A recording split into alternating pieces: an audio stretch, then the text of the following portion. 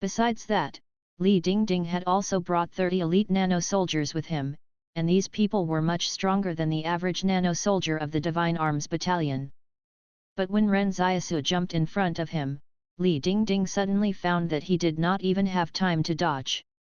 It was not because he was too slow, but that his opponent was too fast. Moreover, the appearance of the armor really shocked him. Although Li Dingding knew it was made of nanomachines, he wondered just how many nanomachines were needed in order to create a strong armor like it. Previously, he could not figure out where all the nanomachines had disappeared to. But now he finally understood. Just how many nano-soldiers did he have to kill to get them? Could it be that all the dead nano-soldiers were killed by Ren Xiaosu right from the beginning? Just as expected, the answer had laid in the many coincidences. But what shocked him the most was the time it took for Ren Xiaosu to finish covering his body with the armor. It had only taken him a moment. The insiders of the Li Consortium knew well that since the synchronization rate went from low to high, it meant there was a difference in the efficiency of controlling the nanomachines. The lower the synchronization rate, the slower the nanomachines could be operated after receiving a command. But for Ren Xiaosu, the time it took for his opponent's armor to be formed was remarkably fast. Even Li Dingding knew he would absolutely not be able to achieve such a speed. But he was already at a synchronization rate of 94%. If even he could not achieve that, then just how high could Ren Xiaosu's synchronization rate be? It was already too late to think about that. Ren Xiaosu had Li Dingding's neck firmly in his hands through the cold and menacing armor. Li Dingding could feel his entire body being lifted up into the air. Then that hand tightened its grip and slammed him right into the hard ground. In that instant, Li Dingding felt like he was being wrapped in a strange sense of weightlessness. He attempted to break free from the grasp but found that the nanomachines he was so proud of were totally useless in the face of his opponent's strength. All his struggles were in vain. His opponent was simply too fast and too strong. How could a human being reach a speed like that? With a loud crash, Li Dingding's head, neck, and back were slammed into the ground. He could even feel all his bones getting utterly smashed while the nanomachines that were being used to strengthen his musculoskeletal frame were disintegrated. Li Dingding was sprawled out on the ground facing up. The empty gaze in his eyes could only see Ren Xiaosu's face hidden behind a mask of armor. He was exuding a look of menace and resolve. It only took a split second for all this to happen, and the surrounding nano-soldiers that were standing guard did not even have time to react. They had not expected Ren Xiaosu to actually try to kill someone with so many of them surrounding him. Furthermore, they had not even seen anything like that menacing armor before. The Li Consortium had only taught them how to use the nanomachine as an assistive tech, but they never told them the nanomachines could be used that way. The nano-soldiers raised their guns and started shooting at Ren Xiaosu. Wang Yuqi shouted in a low voice to the other students, "Get down!" It was as though they had discussed this beforehand as Wang Yuqi, Li Qingzheng, and the students all dropped to the ground at the same time. The bullets that hit Ren Xiaosu's armor only making clinks on impact. They did not cause any effective damage at all. As the nano-soldiers fired their weapons, a gold and black staff suddenly came swinging in. Chen Wudi yelled, "Whoever dares hurt my master shall die." The front end of the golden hooped rod suddenly grew in size and length. It hit the 3 nano-soldiers right in the waist like a club. When the cudgel was swinging in the air, it made a terrifying whooshing sound and created a vortex of air behind it. Based on previous tests, nano-soldiers were definitely enough to deal with typical supernatural beings. However, Li Dingding and his men had not expected that the 2 supernatural beings in this tent were not the usual supernatural beings. Li Qingzheng was lying on the ground with his hands protecting his head and muttering, "I knew it. I just knew it." In the blink of an eye, the nano-soldiers lost the rhythm of their attacks. As they had too little combat experience against supernatural beings, they couldn't tell who the bigger threat was between Chen Wudi and Ren Xiaosu. Moreover, as the tent was not that big, this environment ended up being even more suited for Ren Xiaosu and Chen Wudi to unleash their superpowers in. Some of the nano-soldiers turned their guns on Chen Wudi. But after firing half a magazine of bullets at him, Chen Wudi was still totally unscathed. A golden glow kept shimmering around Chen Wudi's body. When a bullet hit his shoulder, traces of the golden armor would become visible there before disappearing again. When the other nano-soldiers concentrated their firepower on him, a wave of bullets rained down on Chen Wudi and caused his golden armor to become completely visible. It was the toughest armor in the world, so tough that not even a 100,000 lightning strikes from the heavenly palace could destroy it. Chen Wudi said calmly, "Are you all done shooting? It's my turn now." Then Chen Wudi disappeared from the nano-soldier's view. Only Ren Xiaosu's voice could be heard in the tent. "Cover the left while I take the right." Ren Xiaosu charged over and rammed into the nano-soldiers without any fanciful moves. It was as though a mountain had hit them.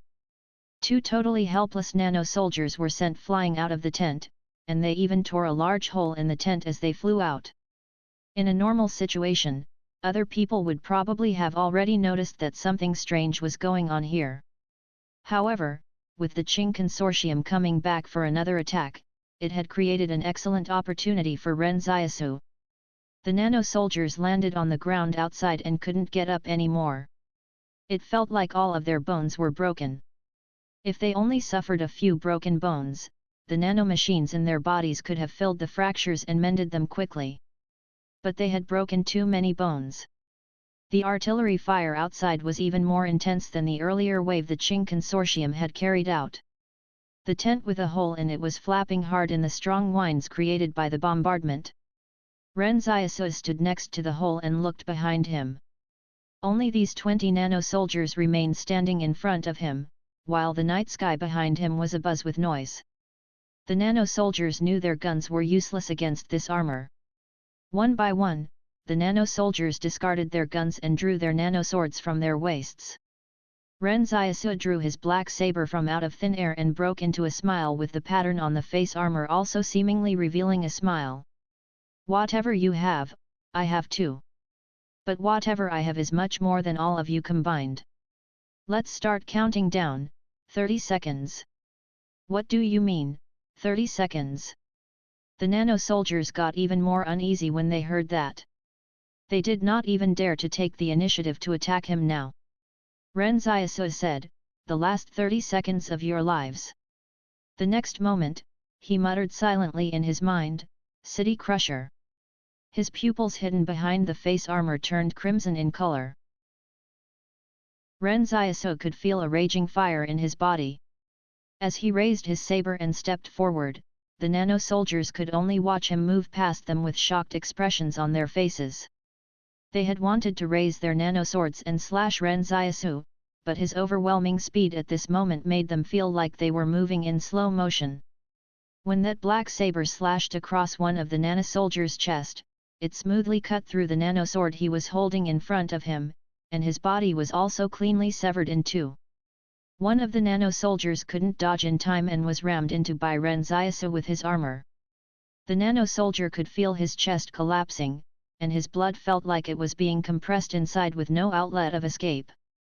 As a result, it ruptured out of his blood vessels. Over a dozen nano-soldiers had surrounded Ren Xiaosu. When a nano-sword slashed his back, it only left a scratch on the armor without causing any damage to his skin. The scratch on the armor rippled outwards in a horrifyingly hideous fashion. In this instant, the nano-soldiers realized this was how the nano-machines should be used. When Ren Xiaosu's strong physical fitness was paired with the armor, it made him into a battering ram as he barged his way around intimidatingly. One of the nano-soldiers was beginning to feel scared.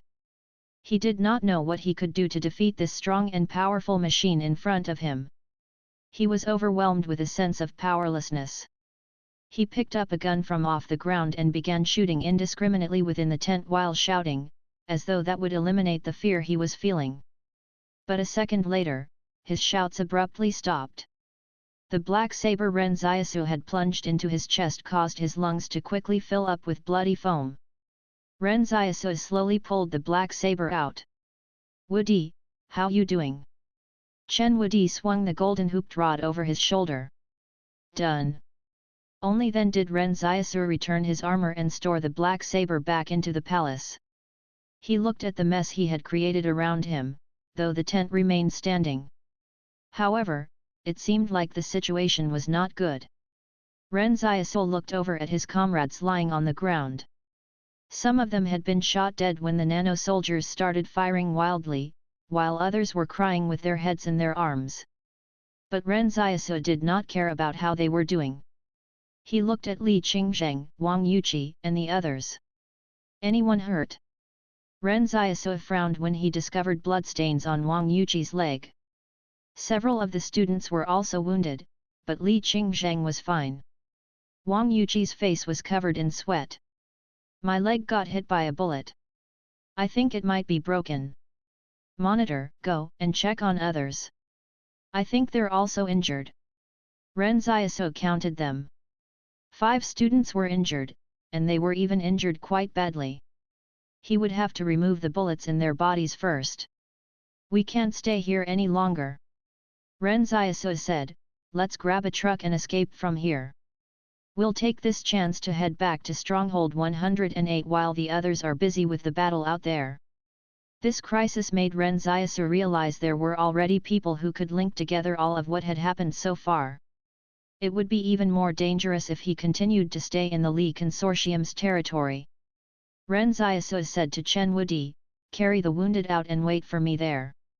Li Qingzheng automatically helped to carry the wounded out as well. After everyone was outside, Ren Xiaosu broke the necks of the remaining comrades one by one. He could not keep them alive as they knew too many of his secrets. He took out everything like pots and pans, shovels, hammers, and whatnot from his storage space, leaving only the gold and food. Then he placed all of the nano-machines he had gathered from the nano-soldiers into the storage space. After doing so, Ren Xiaosu walked out of the tent and carried the wounded together with the others. Position 313 had descended into chaos by now. No one would notice them, as the Qing Consortium's artillery fire was so intense it was unimaginable. Even the other fighting forces that passed them by had thought they were the wounded returning from the front line. There's a vehicle over there. Ren Xiaosu whispered, the driver is still in it, so we'll have to steal it. They were now very close to the entrance of the camp at position 313. As long as they could grab a vehicle, they would be able to get out of here. No one would discover their whereabouts in this chaos. But at this moment, a group of strange soldiers ran in from outside the camp. Ren Xiaosu got a bad feeling as these soldiers were moving too orderly, and their eyes looked unfeeling. This was a full-strength battalion that consisted of 500 people. Ren Xiaosu lowered his head and tried to lead Chen Wudi and the others past this battalion of troops quietly. However, the officer at the very front called out to them, which orbit do you all belong to? His voice was mechanical and calm. Li Qingzheng immediately went up and explained, we're from the 7th Infantry Regiment. We've just returned from the front line after getting injured, and we're heading to the medical center. The officer glanced at Ren Xiaosu and the others before saying, bring me to the location the Heroes Battalion is guarding. Ren Xiaosu clenched his fists tightly. These people were also targeting him. What could he do? If there were really 500 nano-soldiers here like Ren Xiaosu had thought, he and Chen Wudi would not be able to defeat them even if they were demigods. Moreover, it would be too eye-catching if they fought out here in this open area. While Ren Xiaosu was urgently trying to come up with something, he heard Li Qingzheng say with a laugh, sure, I'll bring you all there. Ren Xiaosu was stunned for a moment. Then he watched Li Qingzheng turn around and smile wryly at him. Quickly get to the medical center and don't delay your treatments. I'll join up with you guys after I bring these officers to the Heroes Battalion. Dumbfounded, Ren Xiaosu said, you, don't worry about me. Li Qingzheng said with a smile, I couldn't be happier to do this. Enough, go on ahead. Then Li Qingzheng turned around and headed resolutely for the high ground where the Heroes Battalion was located without looking back. It was the same for life as in war. There wouldn't usually be time to give a heroic speech or have any sentimental talks since unexpected things could happen at any moment. And then familiar people and familiar smiles would get taken away from you. Ren Xiaosu decisively turned and walked towards the truck. Don't anyone look back. Wang Yuqi struggled to say, Monitor, Ren Xiaosu whisper shouted, I've already said that I'm not a good person. That light of mine has already fucking gone out. Wang Yuqi and the others were at a momentary loss for words. They did not even know what light Ren Xiaosu was referring to. Only Chen Wudi understood what he was talking about. He remembered what his master had said to him in the afternoon, if I'd had the option, I'd like to be a person with a light in his heart, but I don't have a choice. It was not that he did not want to choose, but rather that life had never given him this option before. He could only see two ways forward. One was to live, the other was to die. This was what the wastelands were. However, this frontline head spy of the Qing Consortium was about to leave instead. He did not even have time to inform Tang Zhou about it. It was all quiet in the truck. Ren Xiaosu just stepped on the gas the entire way while Chen Wudi, Wang Yuqi, and the others said nothing on the road back to Stronghold 108. Ren Xiaosu nearly broke into a cold sweat when they arrived at a checkpoint, in fear that the soldiers here would stop them. He straight up flashed his Office of Special Investigations ID at them. With that, no one dared to stop him from passing through. Ren Xiaosu realized that his arrest warrant was still under wraps. Otherwise, Li Dingding would not have had to keep his investigations so secretive. What he wanted to do now was to quickly rush back to the stronghold before the Li Consortium issued orders to go after him. Then he would find an opportunity to take Yan Liuyuan and the others away. As for where they could go, they could think about it later. Currently, the flames of war had also engulfed the roads in the north leading to the Yang Consortium's Stronghold 88. Although the Yang Consortium's armored brigade had just made headway at MT Kingshen's front line during the night, they were cut off from the rear by a mysterious group of nano-soldiers before they could stabilize the battlegrounds. This made the battle reach even more of an impasse. Therefore, even if Ren Xiaosu were to head north, it wouldn't be feasible for him to go either to the Qing Consortium or the Yang Consortium. But if there were really no other way, Ren Xiaosu would just have everyone hide out in the wilderness. Although wild animals and poisonous bugs in the southwestern region were rampant, he had the brambles in his possession now. Who knew if he could trade for other types of seeds someday? If that happened, they would not have to face such tremendous pressure while living in the wilderness. It only took Ren Xiaosu about 4 hours to return to the stronghold. If not for the uneven mountainous terrain that was difficult to travel through, he could have driven even faster. Ren Xiaosu flashed his ID when he reached the stronghold gate. He kept an eye on the guards' expressions in case something unexpected happened. However, the garrison soldiers did not say anything. They were very polite and just let them through, and there was nothing unusual about their expressions. Ren Xiaosu could finally heave a sigh of relief. The Li Consortium would probably not have expected that the person they wanted to arrest would actually return to the stronghold at such a time. But they needed to be even more careful here. If the Li Consortium discovered them, they would have nowhere to escape to. After getting into the stronghold, Ren Xiaosu parked the truck. Change into your own clothes and get some rest. I'll think about how to locate Liuyuan and the others. Chen Wudi calmly got out of the truck. Blarg. Wudi, what's the matter? Ren Xiaosu asked in surprise. Master, I'm okay, Blarg. Chen Wudi, the self-proclaimed reincarnation of the great sage, had boasted he was not afraid of anything, was now only fearful of his master's driving. Bullets and whatnot were only physical attacks, his master's driving was a magical attack. It was different. Ren Xiaosu said calmly, Wudi, this won't do. How can you get motion sickness so easily? Look at the others, they're all fine. He turned around to look and saw one of the students vomiting so hard he almost fainted. With that, Ren Xiaosu did not continue speaking. He asked the palace, what's my driving proficiency? The voice from the palace said, unable to detect any driving skills. All right, Their plan was to locate Yan Liuyuan first. But after thinking for a long time, Ren Xiaosu still couldn't come up with any ideas.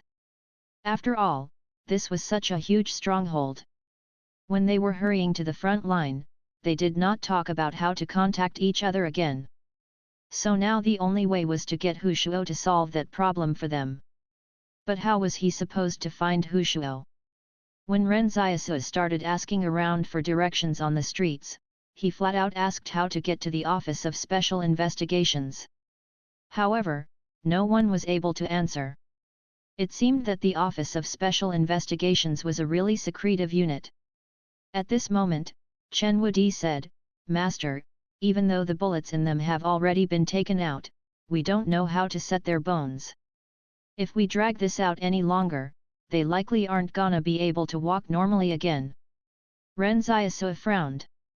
All of Wang Yuqi and the others' injuries were gunshot wounds.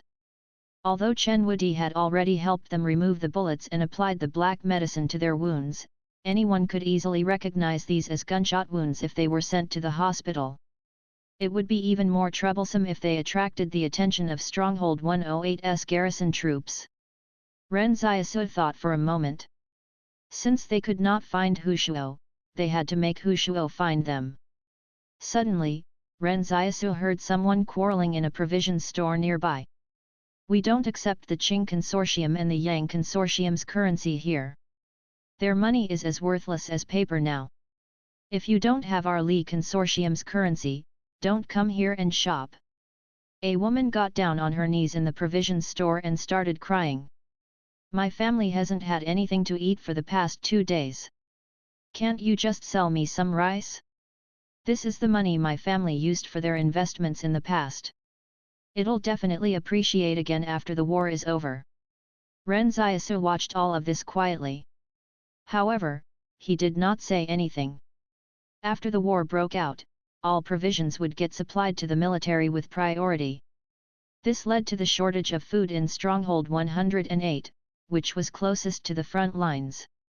Ren Xiaosu realized that even the stronghold residents would not get to lead a comfortable life when there was a war. Suddenly, the voice from the palace said, "Quest, help 10 stronghold residents who are suffering from the war." Hardy har har. Ren Xiaosu ignored it when he saw this quest. As he was still on the run, how the fuck would he have the capacity to help others? But Ren Xiaosu was stunned for a moment. He turned around and said to Chen Wudi, "Let's go, I got an idea." After he said that, he got in the truck. He stepped on the gas pedal and started driving around the stronghold. He only came to a stop when he found a gold shop. Ren Xiaosu entered the gold shop and bluntly asked, "Do you accept gold?" The shop owner's eyes lit up. "Sir, how much gold would you like to exchange?" Since the war was still ongoing, the most valuable item was gold. Moreover, gold was still appreciating in value. It used to go for several hundred yuan per gram in the stronghold, but the price of a gram now had almost appreciated to over 1,000 yuan. "Don't ask me how much I want to exchange," Ren Xiaosu said as he looked at the shop owner. "Let me ask you this, do you have any Yang Consortium currency here?" "Ah!" The boss got overjoyed. The gold shops in the stronghold usually performed some financial services as well. For example, they used to allow businessmen to convert currencies of the various organizations. Some businessmen were willing to convert them here as long as the transaction fee was lower than what the Li Consortium's banks charged. Unfortunately, a war had broken out, and he was holding both the Yang Consortium and Qing Consortium currencies with him. Their money was currently even more worthless than paper. But the young man in front of him actually wanted to trade for the Yang Consortium's currency at this juncture. Had he lost his mind? Ren Xiaosu frowned and said, "Do you want to exchange it or not?" "Yes. Of course I want to. Why wouldn't I want to exchange it?" The owner of the gold shop had been holding onto the Yang Consortium's currency for some time now and hadn't been able to get rid of it. If someone wanted to trade for it now, of course he would gladly accept it. He did not care whether Ren Xiaosu would suffer a great loss because of this. How many people were already suffering because of the war? One more person wouldn't make a difference at all. After all, the Yang Consortium's currency would not depreciate in its own territory.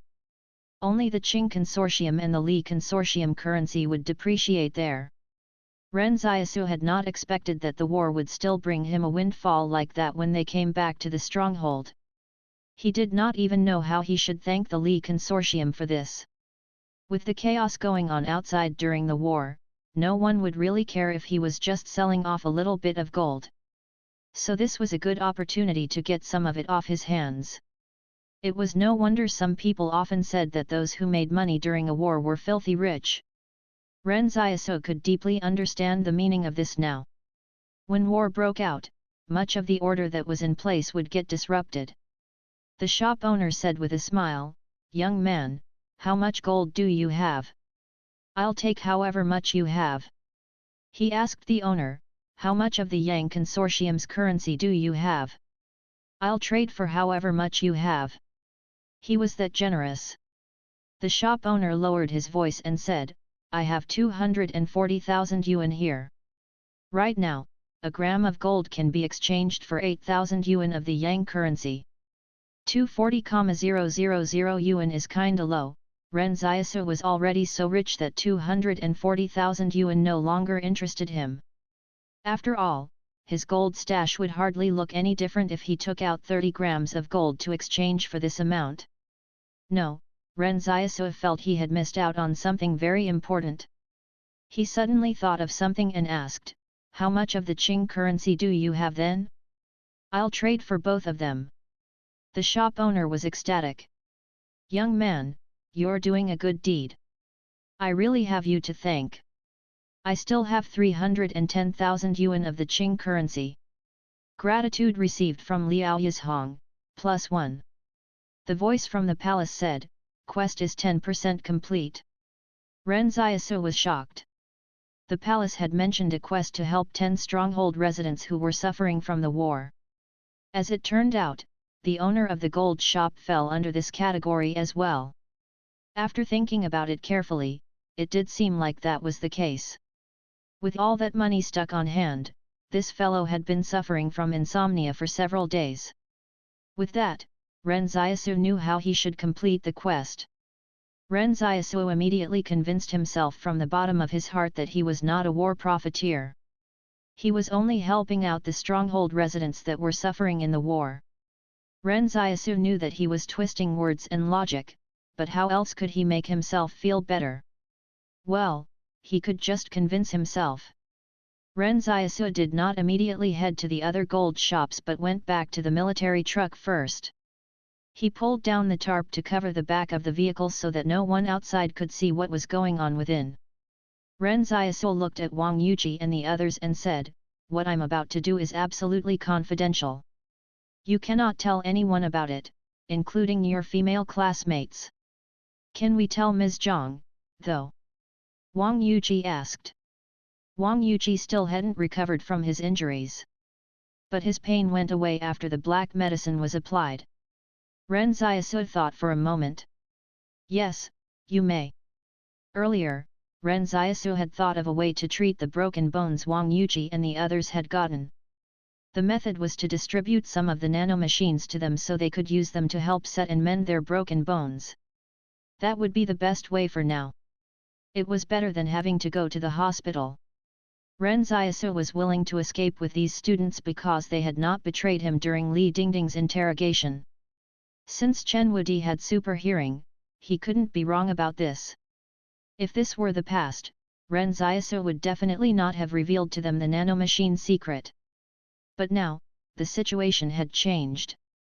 Ren Xiaosu was willing to share more about it with them.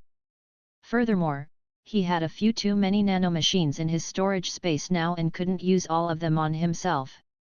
If the Li Consortium found out about this, they would probably be grossed out by it as many of their soldiers still hadn't been allocated any nanomachines. However, this guy had robbed them of so many nanomachines, and he could even reset, unlock and pair them again all by himself. However, he was required to pay 20,000 yuan as a processing fee to the palace in order to transfer the nanomachines to Wang Yuji and the others. That was why Ren Xiaosu had to go straight to the gold shop to exchange his gold for money. Otherwise, he couldn't have afforded the fee. Wang Yuji and the others looked at each other and said, "Monitor, don't worry. We'll never tell anyone about the secret we'll hear today. Put out your hands." Ren Xiaosu said, "I'm giving y'all some nanomachines." Wang Yuji and the rest were stunned. Although they did not understand much about nanomachines, was it really possible to just give it to them like that? Shouldn't there be some encryption or something like that? But when they looked at Ren Xiaosu's expression, it seemed to suggest it wouldn't be a problem. But as the nanomachines were too precious, Wang Yuji pulled his hand back. "Monitor, the nanomachines are more useful for you. What will you have if you give those nanomachines to us?" Ren Xiaosu was getting impatient. He grabbed Wang Yuji's hand and said, "Why are you so slow? I have plenty." Wang Yuji and the others were stunned. Since when did their class monitor become so generous? To be honest, Ren Xiaosu had already estimated the amount of nanomachines he had in his storage space. Even if he gave away some of them to these 8 students, he would probably still have more than enough left for Yan Liuyuan. Although Yan Liuyuan already had enough nanomachines to cover his entire body, he was still young. He would still grow in the future. It almost felt like how parents would think when getting new clothes for their children. As they would always plan for the long term, parents tended to choose loose-fitting clothes for their children so they could wear them for a longer time. The voice from the palace said, "Total, 8 people. A fee of 160,000 yuan will be charged." Ren Xiaosu felt the pinch in his heart. He said in his mind, "Don't use the Yang currency. Charge it to the Qing currency instead. After all, they might be going to the Yang consortium after this, so it would be better to use the Qing consortium's currency first and save the Yang consortium's currency for the future." The nanomachines started moving from Ren Xiaosu to Wang Yuji through their connected hands. After the transfer finished, Wang Yuji and the others were already attempting to control their nanomachines. Ren Xiaosu asked, "Can y'all command them at will?" Wang Yuji shook his head. "Every time I try to control them, there's a delay of about half a second before it executes my command. It feels very awkward." That's because your sync rate is a bit low." Ren Xiaosu nodded and said, "But y'all should keep exercising and training your reaction speed. That should help to decrease the time delay. As long as it's within 0.2 seconds, I don't think you'll have many problems when dealing with normal supernatural beings." "Okay."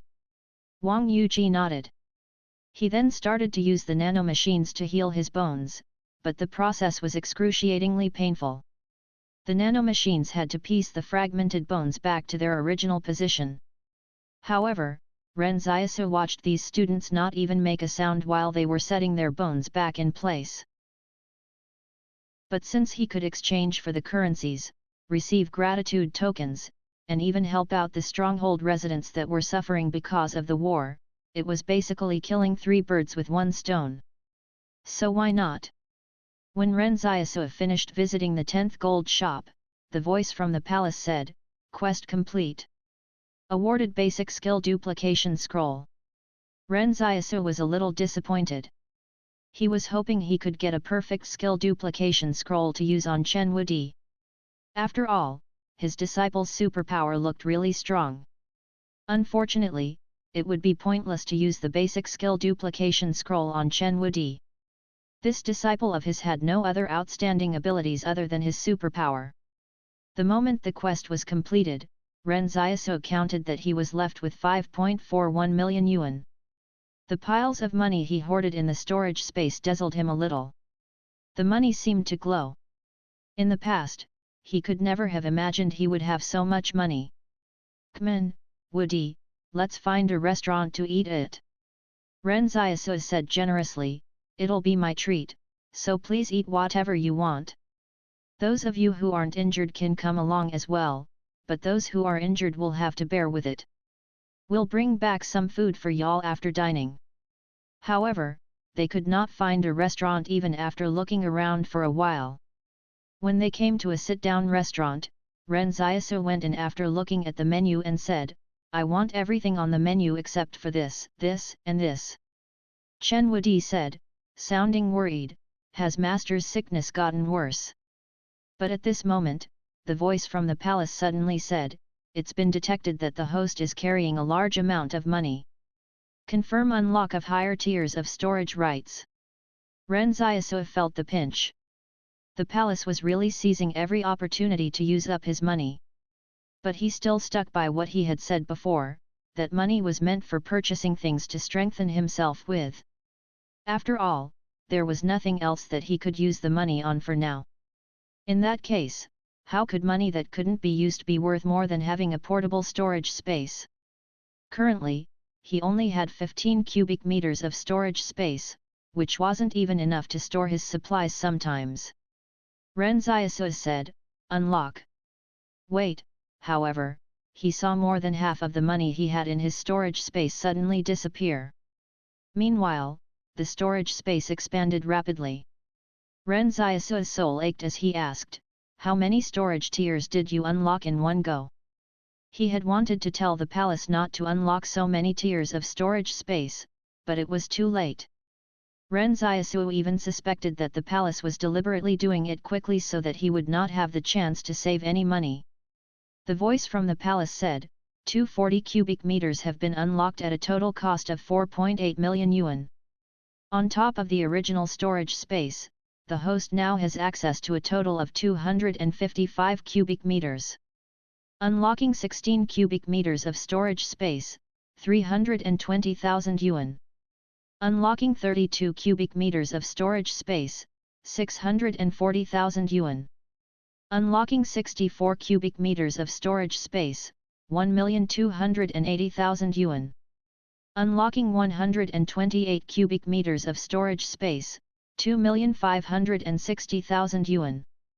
After unlocking a total of 4 storage tiers, the cash Ren Xiaosu had left on hand was only 610,000 yuan. C17 Then he heard the palace say, "Confirm unlock of the vacuum preservation function." A vacuum preservation area will be zoned out at a cost of 200,000 yuan. Ren Xiaosu's expression darkened in response. "Ha, unlock. Confirm unlock of the plant cultivation function." Unlock, unlock, unlock. Ren Xiaosu retorted, "Is money the only thing you fucking know? Don't you think you're charging for way too many items?" At this moment, Ren Xiaosu realized he only had 10,000 yuan left. The plant cultivation function actually cost him 400,000 yuan. What do you call being knocked back to square one? This was what you call being knocked back to square one. Chen Wudi looked at Ren Xiaosu sitting quietly at the table with his face flushing and blanching. Then he asked, "Master, are you feeling unwell?" Ren Xiaosu glanced at Chen Wudi before turning around and shouting to the shopkeep, "Boss, I was just joking when I ordered the dishes just now, please don't mind. We'll just have a bowl of white rice each." Chen Wudi was confused. Of course, Ren Xiaosu could not be so stingy either. In the end, he still ordered some dishes. But halfway through their meal, several people wearing the uniforms of the Public Order Division suddenly entered the restaurant. One of them said loudly, "Who does that military truck parked outside belong to? Someone has reported you for exchanging a large sum of other organizations' currencies and are in unlawful possession of oxidized gold. Your gold must have been obtained illegally, right?" Ren Xiaosu thought, "They're finally here." He held up his Office of Special Investigations ID and said to the people from the Public Order Division, "Come here." The people from the Public Order Division were dumbfounded right then and there. How unlucky could they be to bump into the Office of Special Investigations here? The three of them walked over fearfully. "Please don't take it wrong, it's just a misunderstanding," Ren Xiaosu said as he ate. "You guys from the Public Order Division are really trying to blackmail me for my gold, hey?" The people from the Public Order Division were shocked. They had indeed come here in an attempt to get the gold for themselves upon finding out about it. When one of the gold shop's owners reported the matter to them, he mentioned the young man must still have a lot of gold in his possession. But they had not expected to clash with a member of the Office of Special Investigations. However, one of the Public Order Division's people explained with an obsequious smile, "You've misunderstood, we're only carrying out our duty." Ren Xiaosu said unhappily, "Y'all don't have to worry yourselves over such matters in the future. Our Office of Special Investigations will be taking over from here on out." "Is the Office of Special Investigations in charge of that?" The people from the Public Order Division were dumbfounded. "Yes, from now on, anything that your Public Order Division cannot handle will be handled by our Office of Special Investigations. Anything that your Public Order Division might be able to handle will also be handled by our Office of Special Investigations."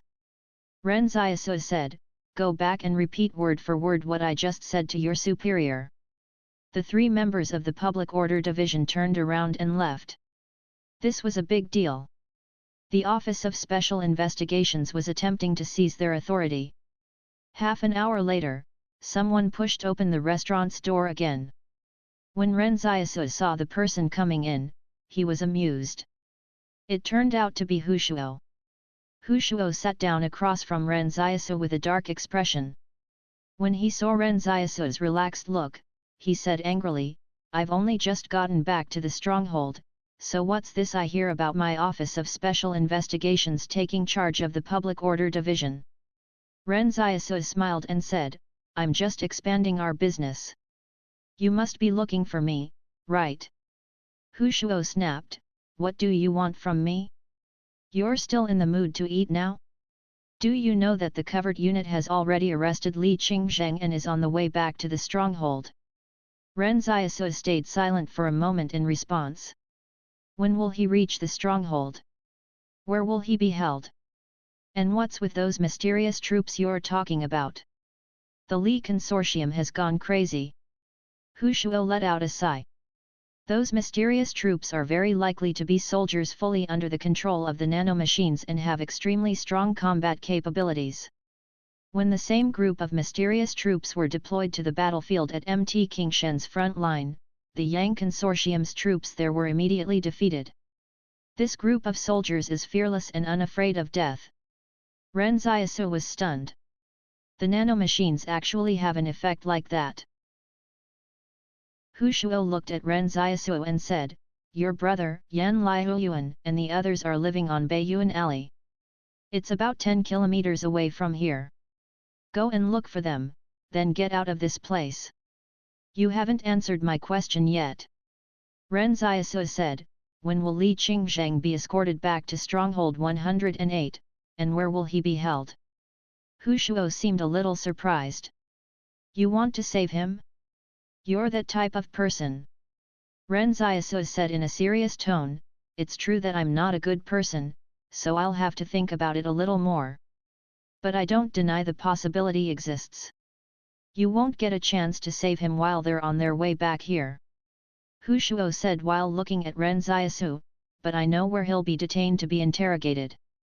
However, you better think it over carefully.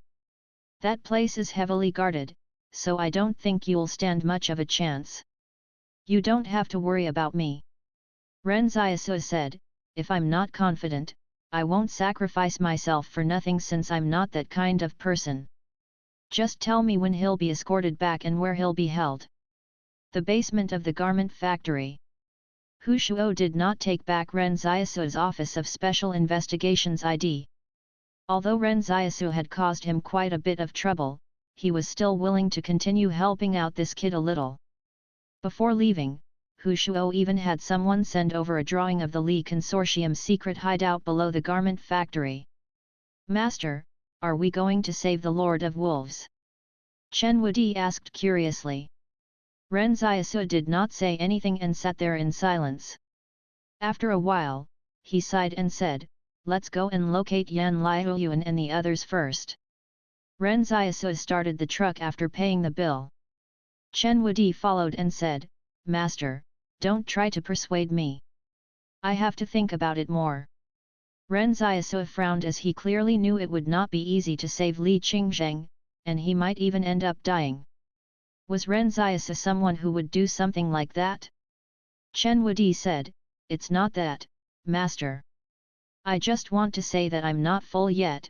Ren Xiaosu said, "It's all right, we'll have big sister Xiaohu make you some food when we get to Baiyuan Alley." Chen Wudi got into the truck happily.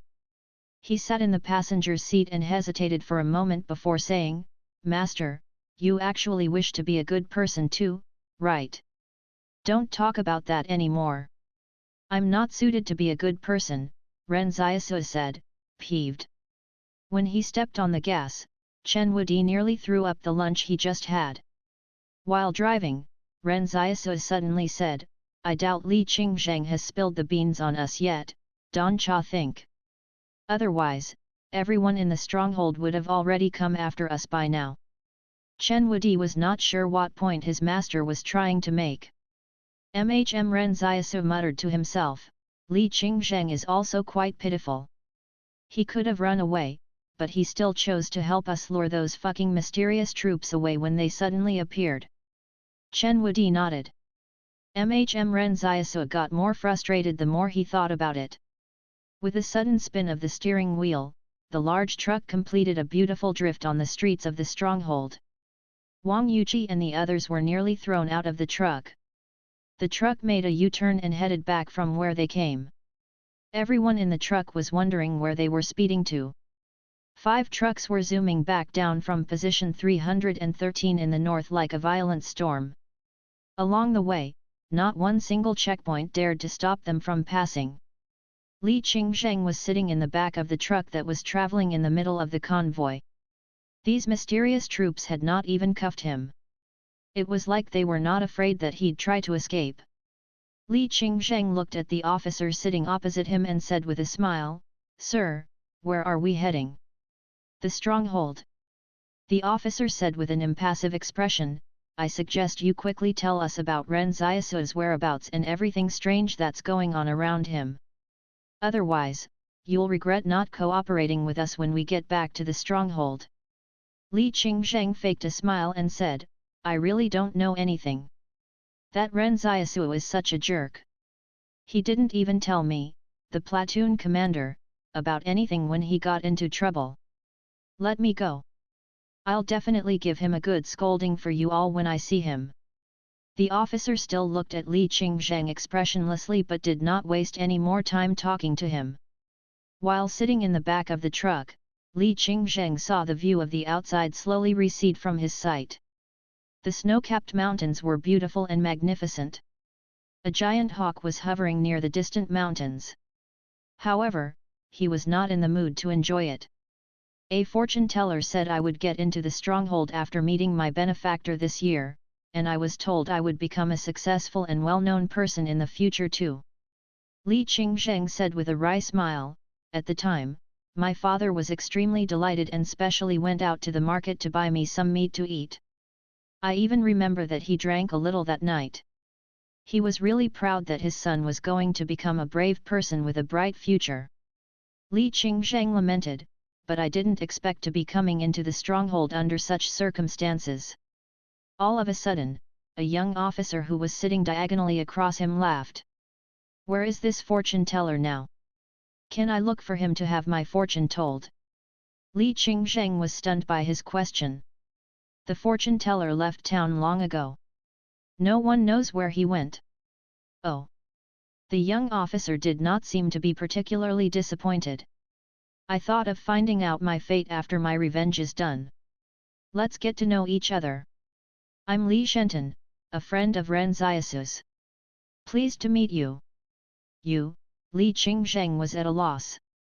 He still could not understand what was happening, nor did he know who the hell Li Shenton was.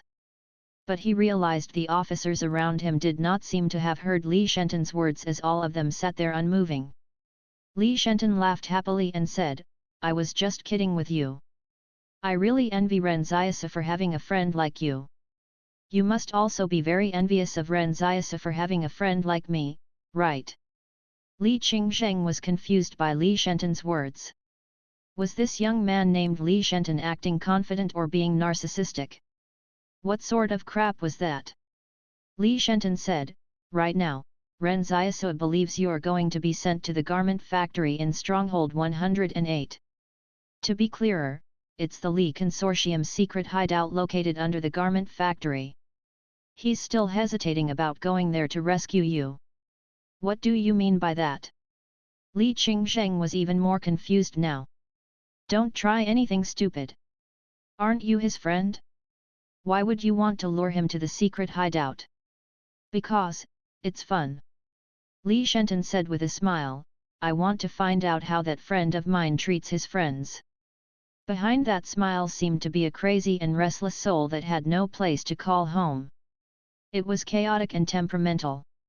But when all of those complexities came together, they suddenly became calm. If Ren Xiaosu were here, he would have realized it was actually Li Shenton's idea for Hu Shuo to deliberately reveal all that information to him. The troops who captured Li Qingzheng were not the Li Consortium's mysterious nano-soldiers but the troops Li Shenton controlled. However, no one knew where the remainder of the forces were hiding as there were only 500 of them here. This was a game. Li Shenton had decided to let Ren Xiaosu lift the curtain in what would be the destruction of the Li Consortium. But at this moment, a shocking explosion erupted at the head of the convoy. It was as though an extremely powerful bomb had been detonated. Immediately after, Li Shenton's expression changed. How careless of me! He's actually come to intercept the convoy. He grabbed Li Qingzheng and jumped out of the truck, but a shout echoed in the wilderness, Old Li, your old bro is here to save you. When Hu Shuo relayed the information to Ren Xiaosu, he mentioned the armed forces escorting Li Qingzheng were extremely powerful, so it would be unrealistic to intercept the convoy along the way. He had said that because he wanted to lure Ren Xiaosu to the underground hideout and make him believe it would be impossible to intercept the convoy. But Ren Xiaosu felt that something was wrong the more he thought about it. There was a logical problem somewhere. If he could not intercept them along the way, how could he possibly save Li Qingzheng after he was brought to a place with even tighter security? Furthermore, Hu Shuo had even prepared a drawing of that hideout for him. This caused Ren Xiaosu to suspect that the old man didn't have good intentions. That was why Ren Xiaosu suddenly drove out of the stronghold after having lunch and ended up rushing all the way here into the wilderness. After Li Shenton jumped out of the truck, he rolled twice on the ground. When he looked up with his face covered in dirt, he saw Ren Xiaosu dashing towards him while covered fully in his armor. Li Shenton was in a pathetic state. But for some reason, he was laughing very happily. Interesting. Ha ha ha, how interesting. Interesting. He and Chen Wudi would then rely on their overpowering individual strength to snatch Li Qingzheng back from the mysterious troops. After that, he would quickly create chaos again with the explosive poker cards and escape from the battlefield before luring their enemies to where he had planted the brambles in order to finish them off. Although this plan was not very well thought out, he could only make do with it in their haste. However, he was met by Li Shenton instead of the nano-soldiers he had anticipated seeing. Ren Xiaosu realized what was going on. The so-called rescue of Li Qingzheng from the secret hideout was just a trap set up for him by Hu Shuo and Li Shenton. The troops who had arrested Li Qingzheng were not mysterious at all. They were from the combat brigade Li Shenton had abducted. Although Ren Xiaosu did not know what Li Shenton's motives were, he heaved a sigh of relief. It was still much better than having to face 500 nano-soldiers. However, it did not feel good to be set up by others. Ren Xiaosu took advantage of the moment Li Shenton was still lying on the ground. His legs tensed up as the heavy armor cracked the ground. He jumped a distance of over 20 meters like he was leaping over a mountain, coming to a rest in front of Li Shenton. Ren Xiaosu clenched his fists and punched hard at the young man who was smiling at him. But at this moment, a little girl descended rapidly from the sky. Before Ren Xiaosu could hit Li Shenton, she was already standing in front of him. She raised her delicate fist and collided it into Ren Xiaosu's metallic fist. When the force of the collision erupted, a large cloud of dust swept up around them. Ren Xiaosu had no choice but to take a step back. In the cloud of dust, Li Shenton's voice could be heard as he spat on the ground. I ate a bunch of dust. When the dust cloud dissipated, Li Shenton was standing and smiling at Ren Xiaosu with a dirty face. My friend, long time no see. Is this how friends get along? Ren Xiaosu asked with a frown. He looked at Chen Wudi next to him and thought of beating this guy to death with him. Although Si Loren just took a powerful punch from him, Ren Xiaosu hadn't wanted to kill just now. So he had not used all his strength. But the problem was that even though Ren Xiaosu had already encountered quite a few supernatural beings, this little girl was the only one who could fly. Therefore, uncertain of how strong this little girl was, he would have to join forces with Chen Wudi and attempt to kill them. The soldiers under the control of Li Shenton did not attack them and just stood in a trance in the same spot as they waited for Li Shenton's commands. Li Shenton smiled and said, "You badly want to beat me up to vent, don't you? Seems like you're quite good at fortune-telling yourself, Aaron Cha."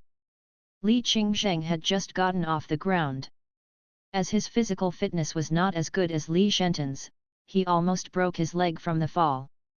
When Li Qingzheng saw Ren Xiaosu, it was as though he had reunited with a family member. "Xiaosu, give him a good beating." Li Shenton's smile turned even broader. "I think you may not have the time to beat me." "What ya mean?"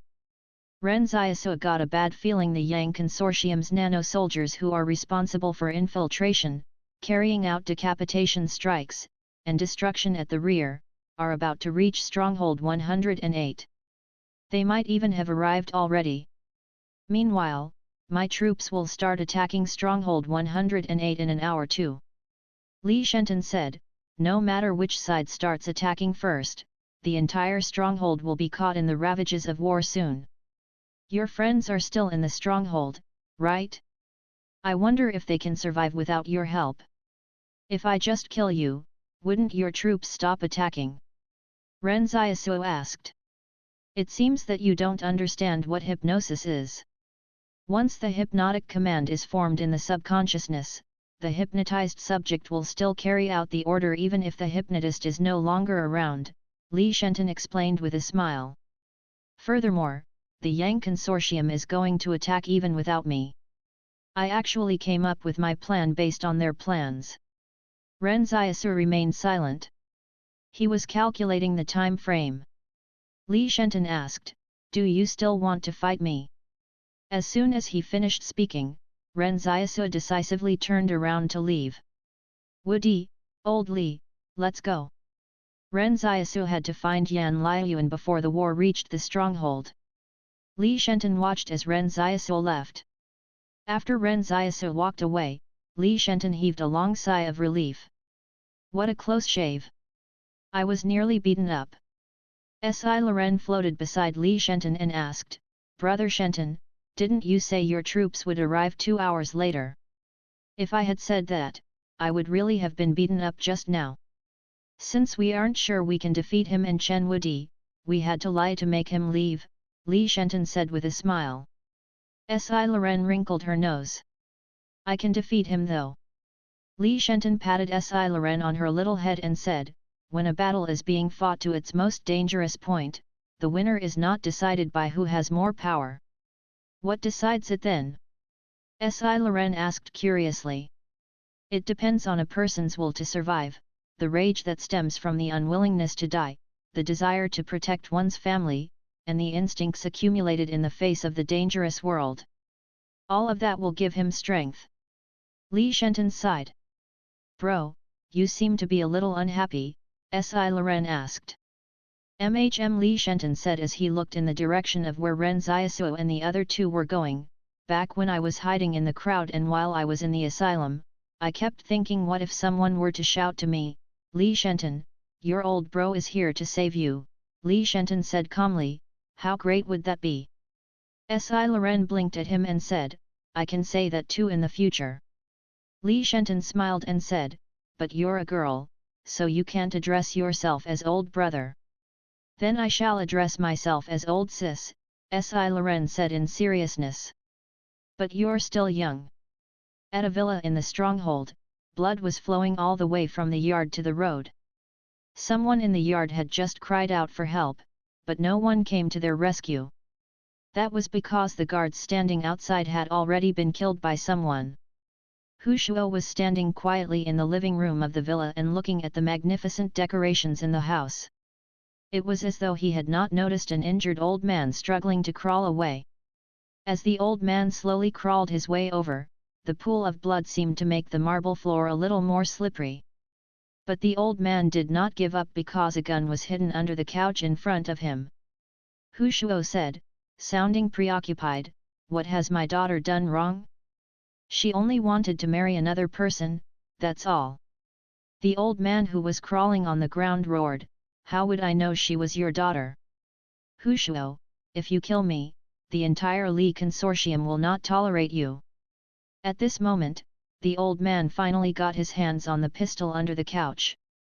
He desperately pulled the pistol out and pointed it at Hu Shuo. But when he pulled the trigger, he could only hear the click of an empty chamber. There were no bullets in it. Hu Shuo looked at him and said, "The Li consortium? The Li consortium will cease to exist very soon." Hu Shuo had been waiting for this day for 9 years. His daughter was paraded through the streets while his grandson was sent to a psychiatric hospital.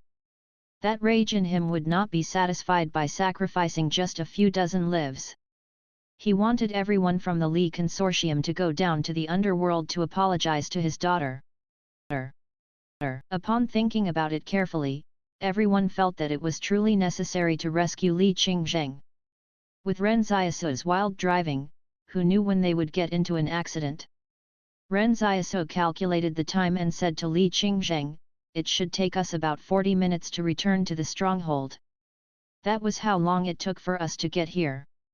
But since your driving isn't as good as mine, you'll definitely take longer."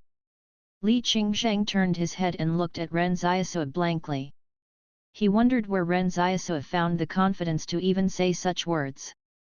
He heard Ren Xiaosu add, "Li Shenton said that his troops will attack in an hour.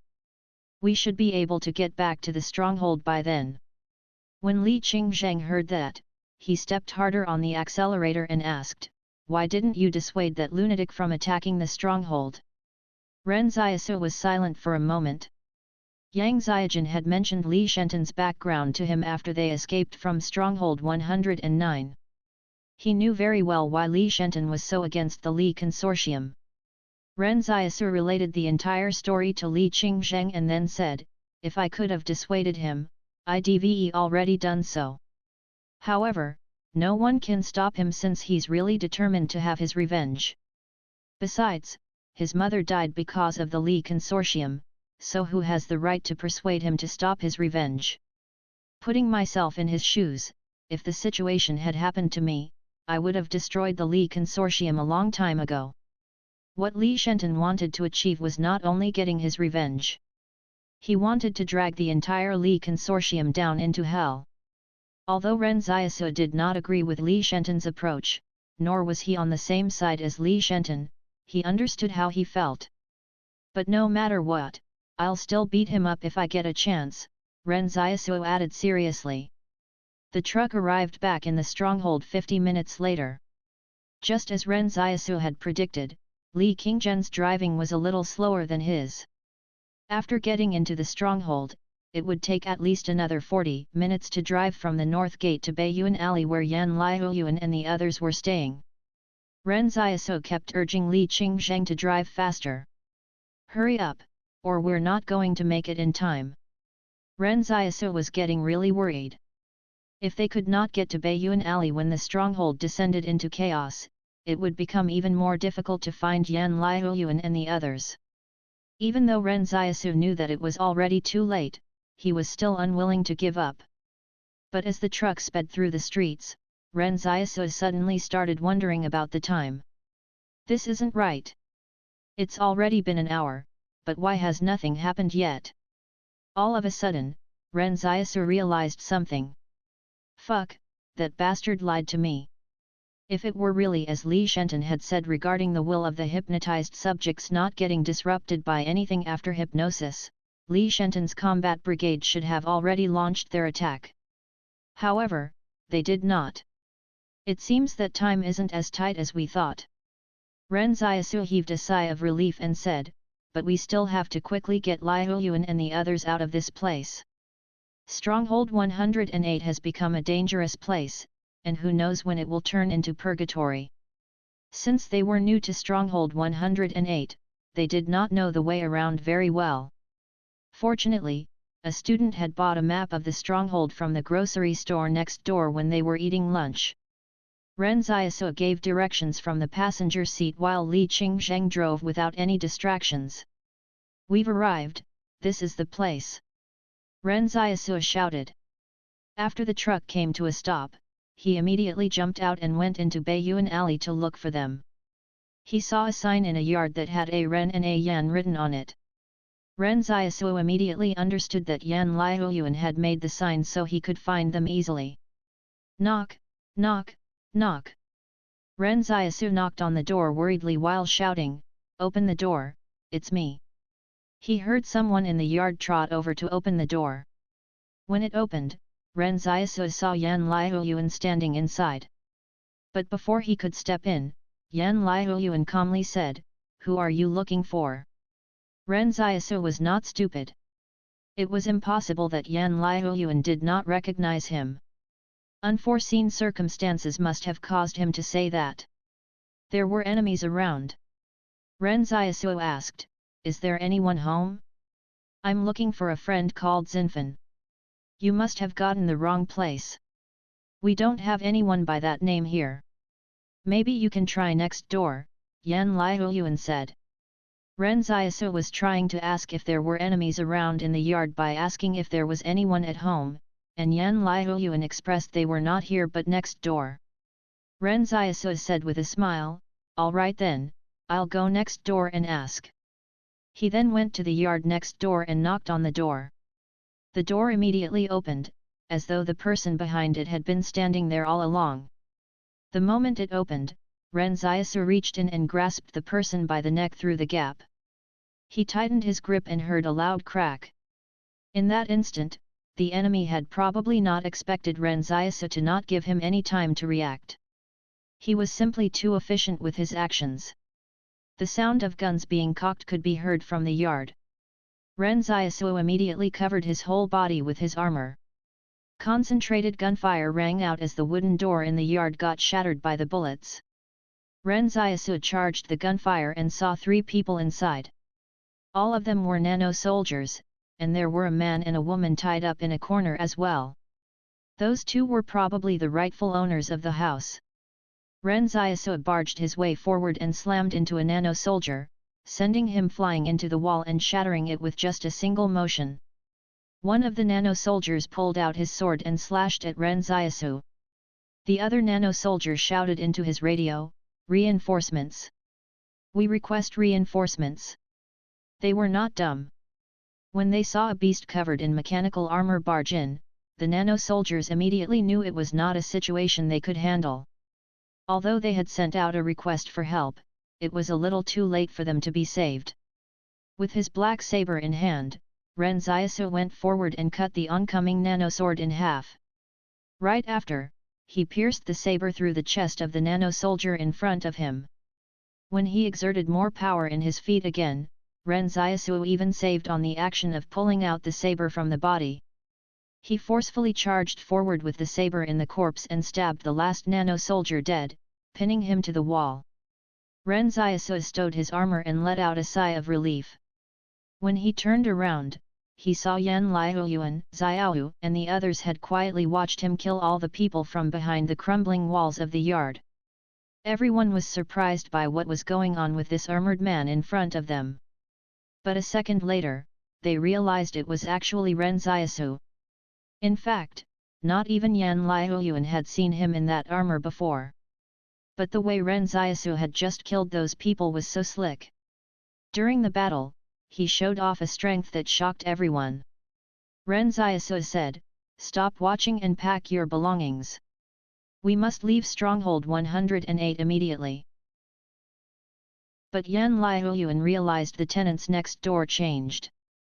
Usually, the man and the woman who owned the house would head out to work at 7 a.m. every day, but they did not do so today. This aroused Yan Liuyuan's suspicions. It was not that he was overly paranoid but that they were currently living in an environment that required them to be cautious. They had to pay attention to all irregularities. However, Ren Xiaosu did not have the time to explain. As the nano-soldiers had already sent a request for help, the mysterious troops would probably be arriving very soon. He beckoned to Yan Liuyuan and said, "I don't have time to explain. Quick, get in the truck." The truck was currently parked on the side of the road. No one in the yard said another word and just followed Ren Xiaosu's instructions. Their luggage were already packed, as though they were expecting to leave at any moment. Ren Xiaosu jumped into the truck and asked, "Where's the garment factory?" "It's in the west," Wang Yuqi shouted. "Then we'll drive east." Li Qingzheng stomped on the gas, and the truck's engine roared as they sped eastward. Usually, no one drove at such speeds inside the stronghold, so the pedestrians could not help but turn their heads to look when the truck passed by. Someone muttered, "Are they rushing to get reincarnated?" He then headed home as usual after knocking off. He was wondering if he should buy a bit more rice this evening since the grains in the porridge he boiled for the past 2 days were so tiny they were almost invisible. While in the truck, Ren Xiaosu paired a batch of nanomachines for Yan Liuyuan once again. Wang Fugui was holding a large backpack as he asked, "Xiaosu, what's going on?" "A battle is going to break out in the stronghold soon. We have to leave this place quickly." Ren Xiaosu said, "How have y'all been recently?" "We've been doing pretty fine. A lot of people have already run out of food to eat, and since they don't have much savings, they can't afford to get any food the moment prices go up. However, our family still has quite a bit of money left." Wang Fugui said with a chuckle, "So where are we going this time?" Of the refugees who entered the stronghold, Wang Fugui and company were probably the ones who led the most comfortable life since they were rich. But for some reason, Wang Fugui felt that he had already gotten used to running around. In order to survive in this chaotic world, it seemed like they would have to keep escaping over and over again. But they would eventually get tired of running like this. Sometimes, Wang Fugui thought of asking Ren Xiaosu, "Why don't we just find a place to settle down in the wilderness so that we don't have to get involved with all the troubles of the outside world?" Meanwhile, Xiaoyu only wanted to make sure that Ren Xiaosu was alright by checking up on him. She was only able to set her mind at ease after confirming he was not injured anywhere. "Did y'all run into any danger while fighting the war on the front lines?" Chen Wudi chuckled and said, "Big sister Xiaoyu, my master is the danger. Wherever we go, there will be great danger there." Xiaoyu broke into a smile. "Everything's good as long as y'all fine." To Xiaoyu, everything would be fine as long as nothing happened to Ren Xiaosu and the others. As for what happened to the rest of the people, that wasn't her business. A refugee's most basic thought would only be how to take care of themselves. But at this moment, a shocking explosion suddenly went off somewhere in the stronghold. Following that, huge plumes of black smoke filled the sky like a big fire had broken out there. Ren Xiaosu looked outside from the back of the truck and wondered if it was the Yang Consortium or the Li Consortium's troops that did it. As of now, he couldn't determine who the culprit was. The stronghold residents on the streets all stopped in their tracks and looked into the distance. They still did not realize this disaster was related to the war. Most of the people were still thinking it might have been a boiler or transformer that had exploded somewhere. Although it was wartime, the residents in Stronghold 108 had not been affected by the flames of war. Only the prices of food had gone up. On most days, the radio and the newspapers would not mention the situation at the front lines either. As such, the Stronghold residents thought they would not be affected by the war. But following the explosion, gunshots rang out. It wasn't until this moment that the Stronghold residents started panicking. Was the war coming here? Before they could react, they saw a missile with a long trail of smoke flying towards the stronghold from the southern sky. The long and thin missile was zooming through the air and heading east. As it plunged, another explosion came from the east of the stronghold. That was the direction Ren Xiaosu and the others were heading. Cracks started appearing in the stronghold walls, and a large amount of smoke billowed up into the sky. Someone was bombarding the stronghold walls with artillery fire from outside. It had to be Li Shenton's troops. Ren Xiaosu did not expect that Li Shenton had even planned on destroying all of Stronghold 108 as well. Similar scenes were happening throughout the stronghold. The walls that the stronghold residents had relied upon for survival were starting to get attacked with firearms and explosives. Ren Xiaosu made a mental note of the direction of the artillery firing and determined they should be coming from 3 different directions. A second later, the city walls in the east suddenly started to collapse. Large pieces of debris from the stronghold walls came crumbling down. All of the stronghold residents on the streets looked over there in a daze with horror in their eyes. They were dazed not because they did not care about the walls but because their nerves could not bear the intensity of this event. They did not know how to react when faced with such a great shock. Everyone looked at the crumbling walls at almost the same time. The people on the streets were petrified like statues. Some people were looking out of their windows while their homes were plunged into an eerie silence. The wall was a protective circle that the stronghold residents relied upon for survival, and it was the source of their innate sense of superiority and belief. Most of these people were born in the stronghold, so the world they lived in had always been surrounded by a wall. This was where they lived and worked, and got married and had children as well. Most of them had not even thought about what would happen if the wall were to collapse. Now that the wall had collapsed, the fundamental values that existed in their lives also crumbled along with it. Ren Xiaosu yelled in the truck, "Just keep driving east. Since the wall has collapsed, it makes it easier for us to escape." It's no wonder Li Shenton dared to attack the stronghold with just a single combat brigade. It's because he's fucking controlling the artillery. But since the east had already been breached, that saved Ren Xiaosu the trouble of blowing up the stronghold gate there. But when the vehicle drove east, Ren Xiaosu suddenly felt that something was wrong, because the residents from the east were fleeing in their direction. No, something's not right. I must have missed something.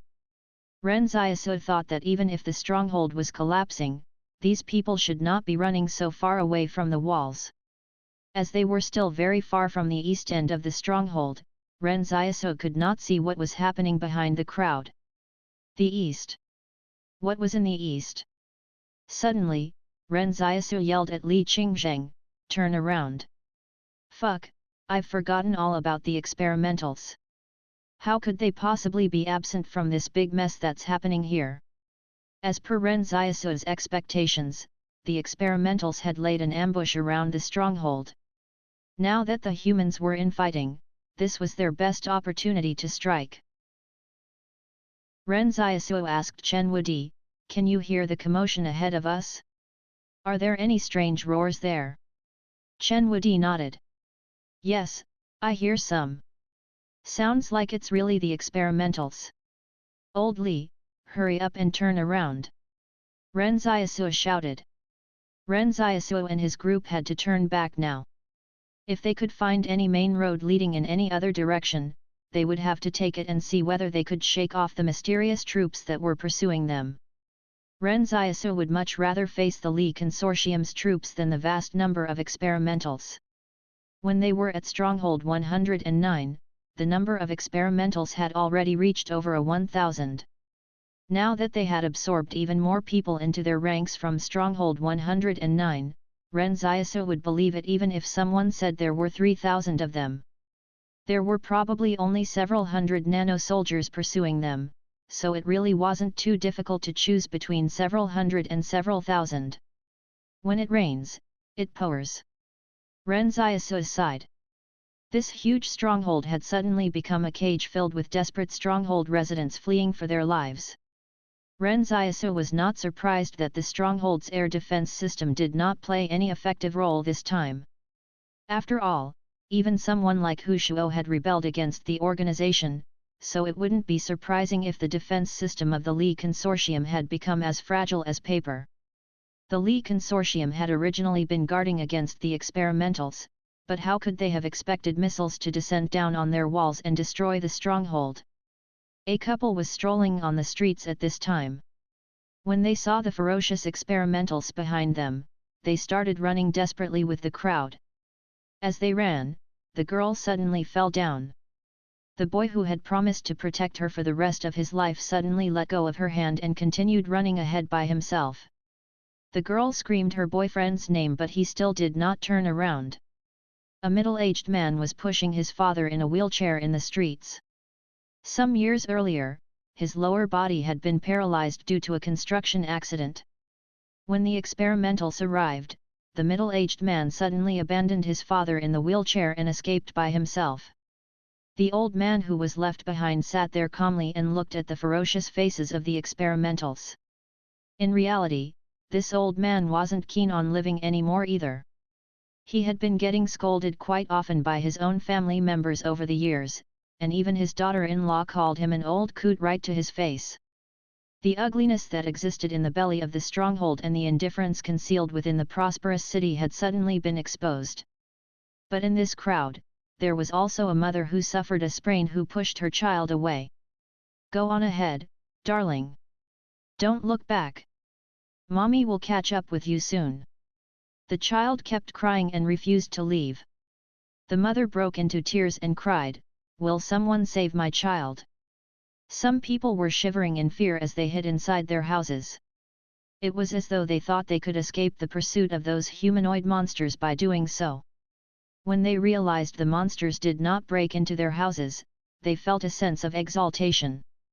It was only a matter of time before the Li Consortium's troops would eliminate these monsters. Then they would be saved. What they did not know was that these experimentals were only letting them off for the time being. Prey that did not run away would not need to be hunted down immediately. They could slowly seek them out afterwards. As for the Li Consortium's troops, they would not be coming to save them. Less than 2 minutes after Ren Xiaosu's truck had turned around, and before they could even find a road to turn off into to escape, he could already see the mysterious troops approaching. Even with the most conservative estimate, there were still over 100 of them. It was too late. This battle was unavoidable. Ren Xiaosu said calmly, "Woody, follow me. Cover me." As he spoke, Ren Xiaosu jumped off from the back of the truck. In that instant, he covered his entire body with his armor. When he landed, the entire ground seemed to shake. When jumping out of a moving vehicle, people tend to lose their balance easily due to inertia.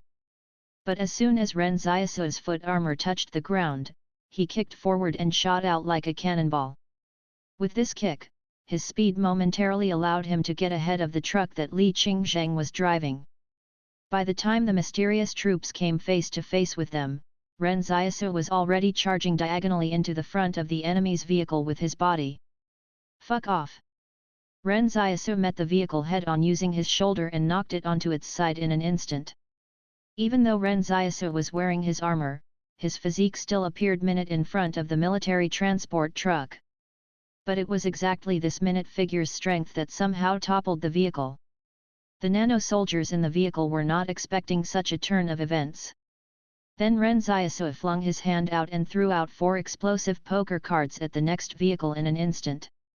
Time seemed to slow down. The driver in the other vehicle saw the exquisite playing cards spinning in the air and flying towards his windshield. When they were almost touching it, he saw the cards emit a golden glow resembling the burning sun. With a loud boom, the 4 threes exploded with such force that it sent half of the truck's hood flying off. The entire vehicle tilted and rammed straight into a building next to the road. The passers-by were stunned. They had not expected to see such a shocking sight while they were fleeing. The armor-wearing robot was like a godly presence, as the stronghold residents had never come across such individual power that went beyond their common knowledge and understanding. It was as though they were living in the future. Of course, Ren Xiaosu did not come out unscathed. Although his armor could dampen the collision force, it still proved quite unbearable for him. His entire shoulder was in pain. Moreover, Ren Xiaosu knew that even though the overturned truck could cause some damage to the nano-soldiers inside, it would not be enough to kill them. After this, he would be facing an attack from over 100 nano-soldiers. Ren Xiaosu took a quick breather. He did not know if he could defeat them, but Yan Liuyuan, Xiaoyu, and Wang Fugui were behind him. Between life and death, he had no other choice. Dozens of nano-soldiers got out from the overturned military transport truck and surrounded Ren Xiaosu in only 3 seconds. They were all holding brand new nano-swords in their hands. If Ren Xiaosu were not careful, he could get slashed by them. When a nano-soldier slashed his nano-sword at Ren Xiaosu's right hand suddenly reacted and grabbed the spine of the blade. Then he slashed his black saber at the nano-soldier, cutting across from the right of his neck to his chest. The nano-soldier's life was over. However, there were too many of them. When Ren Xiaosu attacked, someone took advantage and sneak attacked him from behind. The edge of the nano-sword suddenly pulsated with a rippling effect. This slash left a large crack in Ren Xiaosu's armor. Chen Wudi bravely opened up a path from the rear and came to Ren Xiaosu's side. But there were still another 2 military transport trucks that were speeding towards them from behind. What could he do now? Ren Xiaosu was panting heavily. If any more of these nano-soldiers arrived, he would have to seriously consider running away. But all of a sudden, the fuel tank of a truck behind them exploded. The entire truck conflagrated into a huge fireball that burned up together with the nano-soldiers in it. Ren Xiaosu froze for a moment. It was only at this moment that he heard a sniper rifle going off. He looked into the distance in surprise. A girl with a cap was waving at him from a tall building as though she were saying, "Since you didn't come and look for me, I had to come and look for you." Ren Xiaosu took a deep breath and charged the nano-soldiers on the outside edge of the encirclement at high speed. The nano-soldiers who were just getting ready to establish an effective defensive perimeter were immediately thrown into disarray by the collision. Whenever anyone tried to deal an effective blow to Ren Xiaosu, a sniper's bullet could be expected to fly in from the sky and deal devastating damage. Ren Xiaosu was violently gasping as he fought his enemies. Although he had no choice, at least his reinforcements had arrived. Fortunately, Yang Xiaojin was here. With her perfect firearms proficiency, she did not miss any of her shots from hundreds of meters away, even if Ren Xiaosu and the nano-soldiers were moving around at high speed. Sniper rifles had an extremely high standing in infantry combat operations. It represented a super frightening destructive power that all enemies had to be afraid of, and its existence was the absolute authority in a war between infantry. Usually, snipers would choose to fire a single shot when carrying out a decapitation strike. But at the moment, Yang Xiaojin was using her sniper rifle like a long-distance artillery cannon that she kept firing. With the sniper supporting Ren Xiaosu, his attacks became even stronger. This gave him more confidence to effectively kill and cut open a path past the nano-soldiers. The nano-soldiers were trying to surround them, but all their efforts turned out to be futile in the face of Yang Xiaojin and Ren Xiaosu's cooperation. One of the nano-soldiers raised his nano-sword and went to slash at Ren Xiaosu from behind. But just as he raised his arm, he was killed by a powerful shot from the sniper. Whenever anyone tried to attack from behind, the sniper's bullets were bound to arrive. All of a sudden, none of the nano-soldiers dared to stand behind Ren Xiaosu. Meanwhile, Chen Wudi was swinging his golden hooped rod next to Ren Xiaosu at their enemies. No one knew how heavy it was, but every hit the nano-soldiers took from it would leave them with broken bones and tendons. All the fleeing stronghold residents were extremely shocked when they saw this. It was a fight that only existed in their imaginations. When the mechanical beast moved, even the ground under it crumbled. But all of a sudden, Ren Xiaosu realized the experimentals behind them were about to catch up. He noticed in his peripheral vision that there were also experimentals scrambling up the building Yang Xiaojin was on. Suddenly, a shadow door opened in the shadows of the rooftop. Yang Xiaojin wielded the sniper rifle and continued shooting. Luo Xinyu's voice came through the shadow door, "Xiaojin, hurry up. Stop trying to save him. It's gonna be too late if you don't leave now. But Yang Xiaojun did not say anything and just kept shooting, reloading, cocking the rifle, and continuously firing at the enemy. Even with her strong physical fitness, she was starting to get hurt by the sniper rifle's recoil. But she could not stop shooting. If she stopped, what would happen to Ren Xiaosu? Luo Xinyu was freaking out.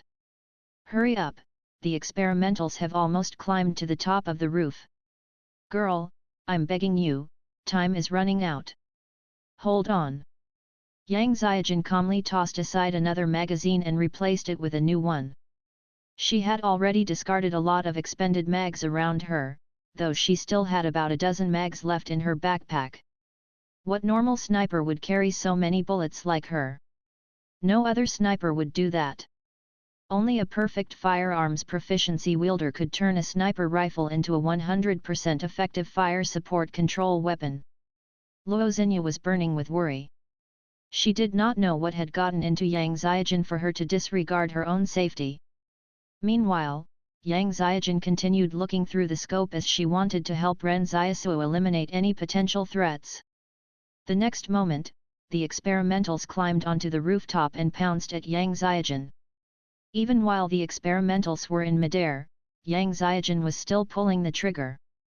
Just as the tip of the claw of an experimental was about to touch Yang Xiaojun's hair, she grabbed Luo Xinyu's hand and disappeared in a flash. Several experimentals collided midair on the rooftop with angry roars.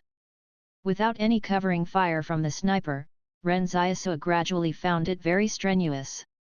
The nano-soldiers also realized the sniper had retreated, so they immediately formed a circle to kill Ren Xiaosu and Chen Wudi in this spot. Ren Xiaosu noticed the power for his armor was about to run out, and the distance between them and the experimentals was only several hundred meters. He let out a sigh when he saw there was no way out for them. But just as Li Shenton had said, in the moment between life and death, the rage and strength that stemmed from the unwillingness to die decided whether one would survive or not. Although Ren Xiaosu was exhausted, he still had a trump card. Even though 10.5 strength was not all that high, it would be a whole new world with City Crusher activated. The City Crusher power-up could only last 30 seconds. Therefore, Ren Xiaosu regarded it as his greatest trump card. Ren Xiaosu placed a great deal of importance on it. It wasn't how great a change City Crusher could give him, but how significant a change it could give the Shadow Clone.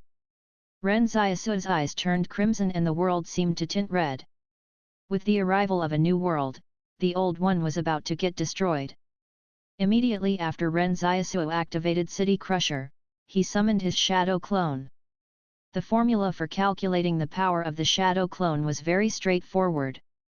It was twice as strong as Ren Xiaosu, so after he activated City Crusher, the Shadow Clone would become 4 times as strong as him. The moment the Shadow Clone separated from Ren Xiaosu, it jumped into the air and leaped towards the group of nano-soldiers in front of it. It slashed at them with its black saber, moving as gracefully as a dancer. The nano-soldiers were dying off one by one in front of the Shadow Clone. When one of the nano-soldiers raised his nano-sword and slashed at the Shadow Clone, he did not know the Shadow Clone had already moved past him. The black saber also cut through the nano-soldier, and his body was split in two. This so-called City Crusher was a power that could really rock the entire city. The Shadow Clone held a nano-soldier up by his neck and used him as a human shield. As it dashed forward, the buildings collapsed upon collision and cracks appeared in the ground with every step it took.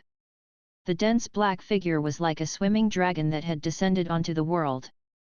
The Shadow Clone of the young man was killing people within the panicking crowd in the boundless streets of the stronghold. When the Black Saber, City Crusher, and Shadow Clone were used together, it became a real power that could surpass the ordinary. Even if it could only last 30 seconds. Ren Xiaosu was panting heavily. None of the dozens of nano-soldiers could hold out for even half a second when facing the Shadow Clone. The Shadow Clone stood at the far end of the street, surrounded by neon lights and a prosperity that was about to be shattered. This was a world that was going to be destroyed. The shadow clone stood there quietly and pointed at the nano-soldiers in front of it with its black saber, as though to convey its iron will to the world. The nano-soldiers would still have the heart to fight if the difference in strength was not that great, but the shadow clone was simply too terrifying. They felt that it would be very difficult to take on a power like it even if the armored forces were here. Of course, they were unaware that City Crusher would only last for 30 seconds. The nano-soldiers began to retreat at this time. They had also noticed the experimentals closing in. Since they couldn't defeat Ren Xiaosu, they could only retreat. Ren Xiaosu was relieved when he saw them retreating. The effective duration for City Crusher was almost over. His strength was running out as well. Even the battery of his armor had nearly been used up. He was at his limits. All of a sudden, a nano-soldier carrying a rocket launcher pulled the trigger from the shadows. However, he had aimed it at Chen Wudi instead of Ren Xiaosu. Wudi! Ren Xiaosu roared. Ah! Chen Wudi, who had just killed a nano-soldier, turned around when he heard his master calling his name. But when he turned around, he saw Ren Xiaosu leaping towards him. His master, who always claimed that he was not a good person, was like a hero who had descended from above to protect a mentally ill child's fragile dreams. That was because the child's dream was to be a hero and a good person. But, master, you're clearly a good person, the best in the world. All of the armor on Ren Xiaosu's body formed up in front of him. It was like he was holding up a shield bestowed by the heavens as he stood in front of Chen Wudi.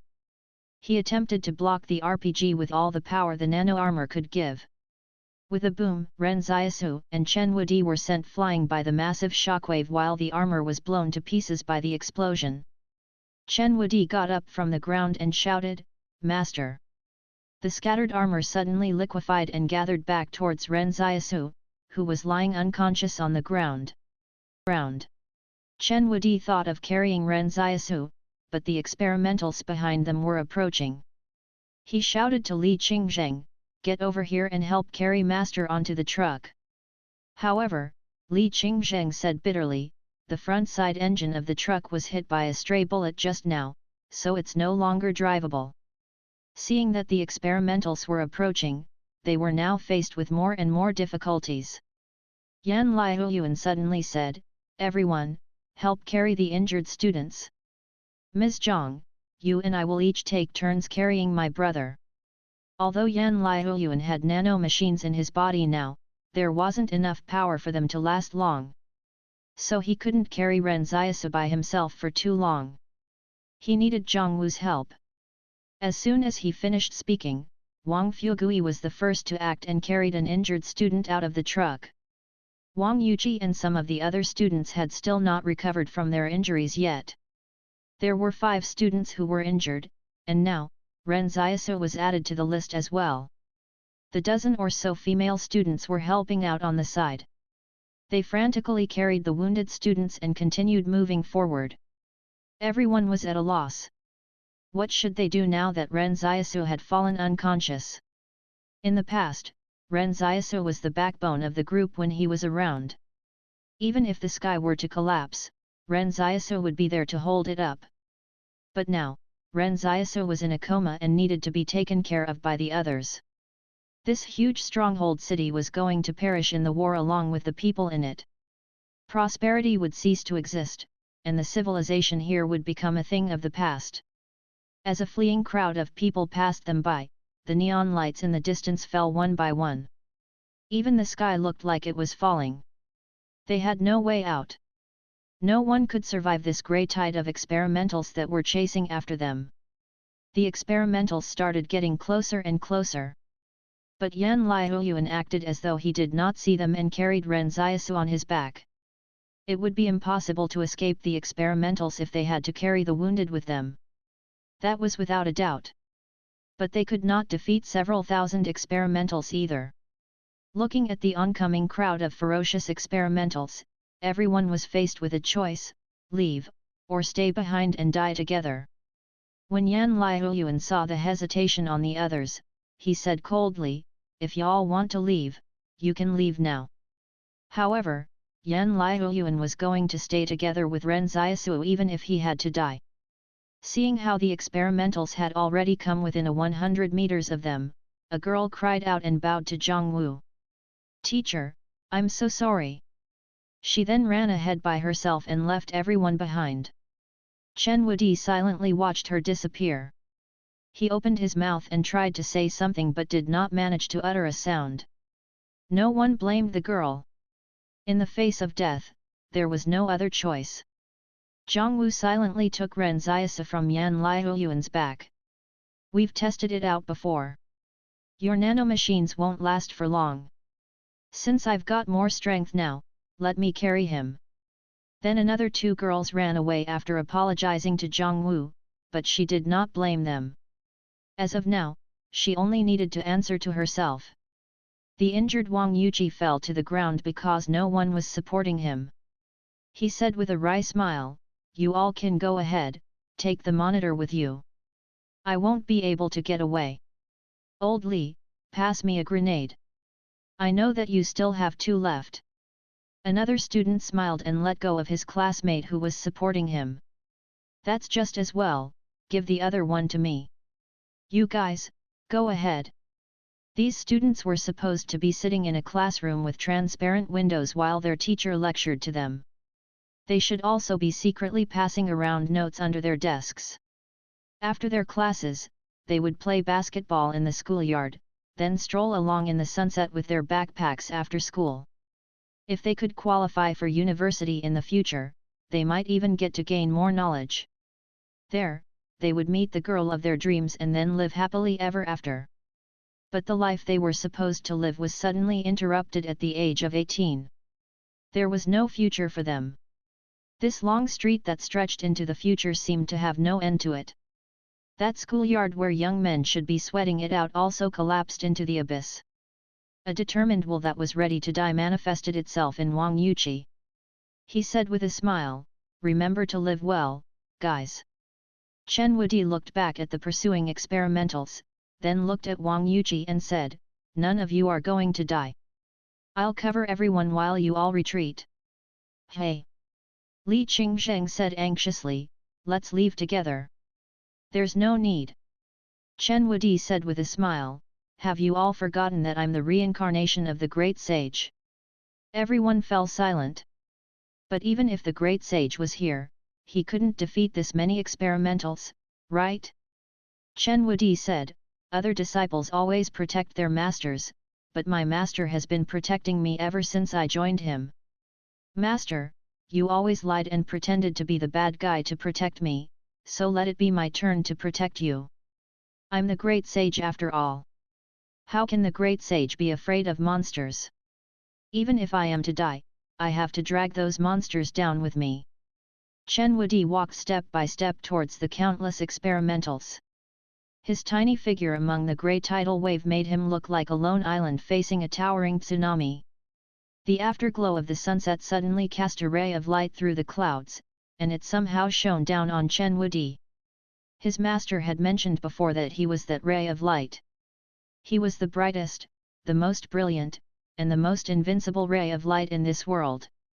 All of a sudden, Chen Wudi sprinted towards the experimentals as fine beads of blood started seeping out from all over his body.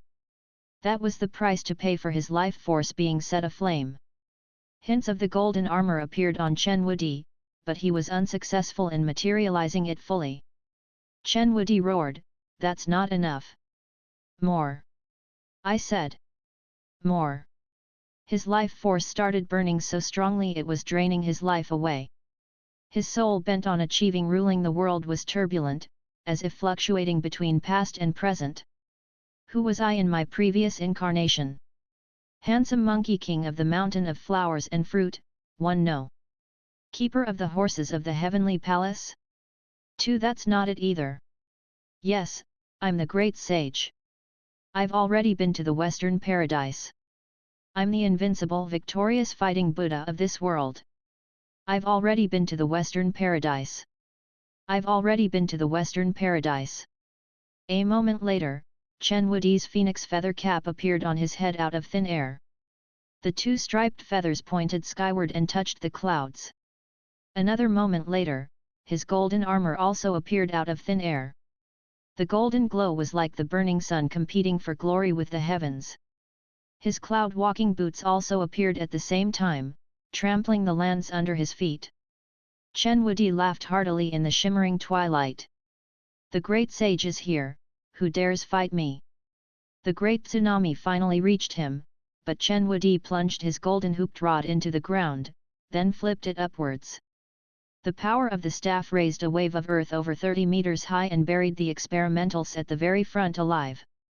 The mighty wave of earth was like the wrath of an angry god. The experimentals buried under the ground struggled as they tried to climb out of it, but the earth had become as hard as metal, and those experimentals suffocated alive underneath it. The experimentals at the back continued rushing forward fearlessly. Chen Wudi plucked a handful of hairs from behind his ear and blew lightly on them. "Where are you, my little monkeys?" Hundreds of monkeys appeared in the blink of an eye. "We're here. Subdue the demons with me." Chen Wudi belly laughed as he charged towards the experimentals. The monkeys pounced at the ferocious experimentals and smashed them with their staves. The originally ferocious experimentals were unable to stand up to the monkeys. When the staves were smashed into them, their flesh and bones shattered. Earlier, Chen Wudi had said he would stop the incoming grey tide and cut off their path so that everyone could retreat. This was what he meant by cutting their path off. Chen Wudi suddenly felt that the experimentals in front of him had turned into fiendish demons that attacked from all directions. His entire world was filled with black smoke as evil spirits enveloped the sky. The intelligent being behind the experimentals remained hidden throughout. It commanded the large number of experimentals and attempted to surround Chen Wudi completely. He was the most powerful enemy it had encountered since it ventured out of the Jing Mountains, and it had not expected such a powerful and invincible enemy among the humans. There were still some humans hiding in the building next to the road. When they heard the commotion, they quietly looked out their windows and saw Chen Wudi dressed in shining golden armor, fighting like an unparalleled hero. But the experimentals had already surrounded him. Chen Wudi spat out a mouthful of blood, but he wanted to ask his master with a smile, "Master, do you think I'm powerful?" "Master, you should hold on to your ray of light and protect it from now on. It hasn't gone out yet." In that instant, he raised the golden hooped rod and pointed it to the sky. "Sky breaker!" Then he plunged the golden hooped rod into the ground with a furious roar. A circle of golden light emitted outwards from the epicenter of the golden hooped rod. The golden light was a ripple, the lands a lake, and the experimentals mosquitoes. In an instant, all the mosquitoes near the center of the lake were reduced to dust. After that, none of the experimentals dared to attack Chen Wudi anymore. The great tsunami of experimentals quickly fled the stronghold and ran madly for their lives. This was the first time the experimentals had been defeated since they headed out of the Jing Mountains. By burning up his life force, Chen Wudi had reversed an overwhelming situation of adversity. It was like preventing a gigantic building from collapsing at the last critical moment. But at this moment, Chen Wudi's life also reached its end. He slumped to the ground and sat there with a stupid grin without any hint of sadness in his eyes. He was thinking that if his master was here, he would definitely praise him, right? Thinking of this, Chen Wudi became even happier. He might even prepare a bowl of fried rice with sausage for him, one that had a lot of meat bits hidden at the bottom of the bowl. At this moment, the stronghold residents who were hiding in the nearby building came running out. "Hero, are you all right?" Chen Wudi ignored them as he was already at the end of his life. He was recalling the beautiful moments he had with his master. He had been sent to a psychiatric hospital as a child. He heard his mother ran away with someone because of his mental illness, and that his father went missing as well. He did not have any friends there and had nothing to look forward to most of the time. He felt that life was always gloomy.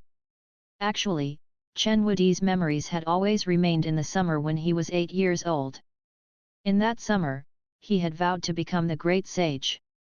But many interesting things happened since meeting his master, and he even got the chance to eat delicious food too. Everyone protected him and no one called him a fool anymore. He really wanted to tell his master, "You're such a bad driver. Can you please never drive again? Master, you look like a cow when you wear that armor. Can't you make it look better?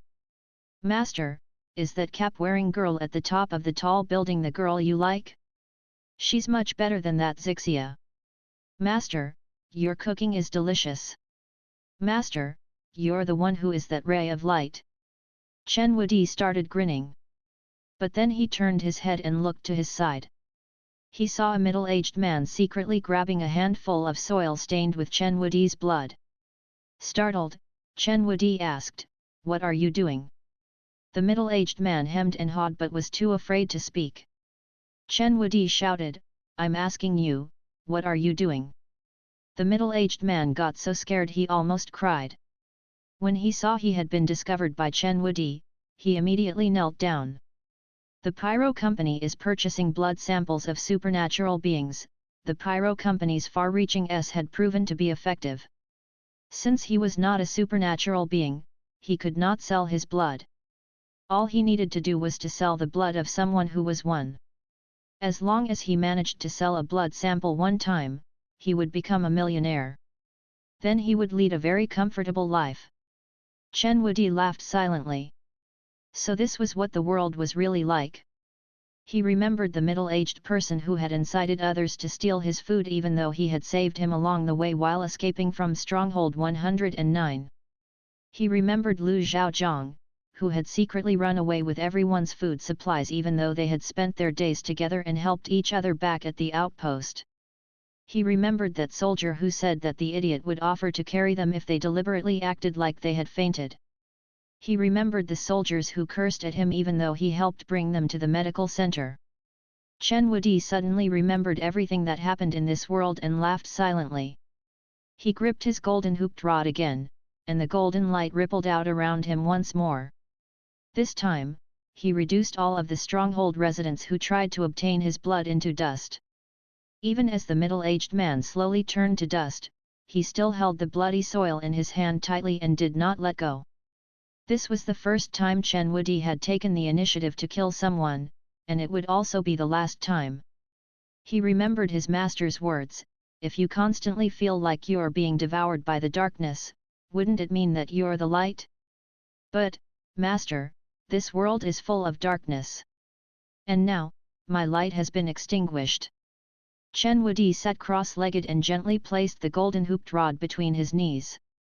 The striped feathers on his head dazzled like new and the golden armor on him shone as brightly as before. Then Chen Wudi started turning into stone bit by bit from his feet. The petrification process moved up his legs like two dragons climbing up towards his neck, until his entire person turned into a statue. When Chen Wudi first arrived at the psychiatric hospital, his mental illness was still not that severe. He would always ask the nurse there, "Sister, where are my parents?" The nurse said coldly as she carried the medicine tray, "You don't have any parents since you were born from a rock. Since he was born from a rock, he should go back to being a rock." The monkeys gathered around him and vanished after bowing to him. The clouds in the sky scattered and a rainbow emerged. It was so dazzling it could be seen from 10 kilometers away, like a huge rainbow forming after the rain. A smile touched the corners of Chen Wudi's mouth for the last time. "Master, I'm leaving now. This world no longer needs the great sage."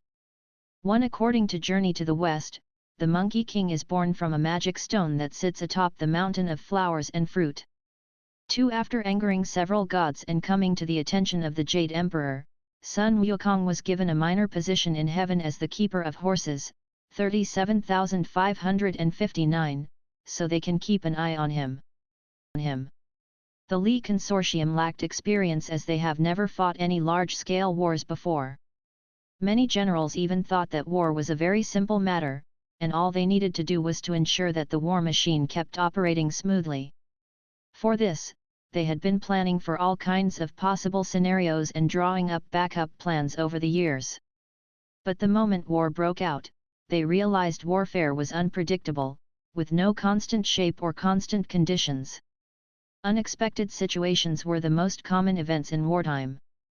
After Stronghold 108 was destroyed, the frontline troops of the Li Consortium immediately lost an entire supply line.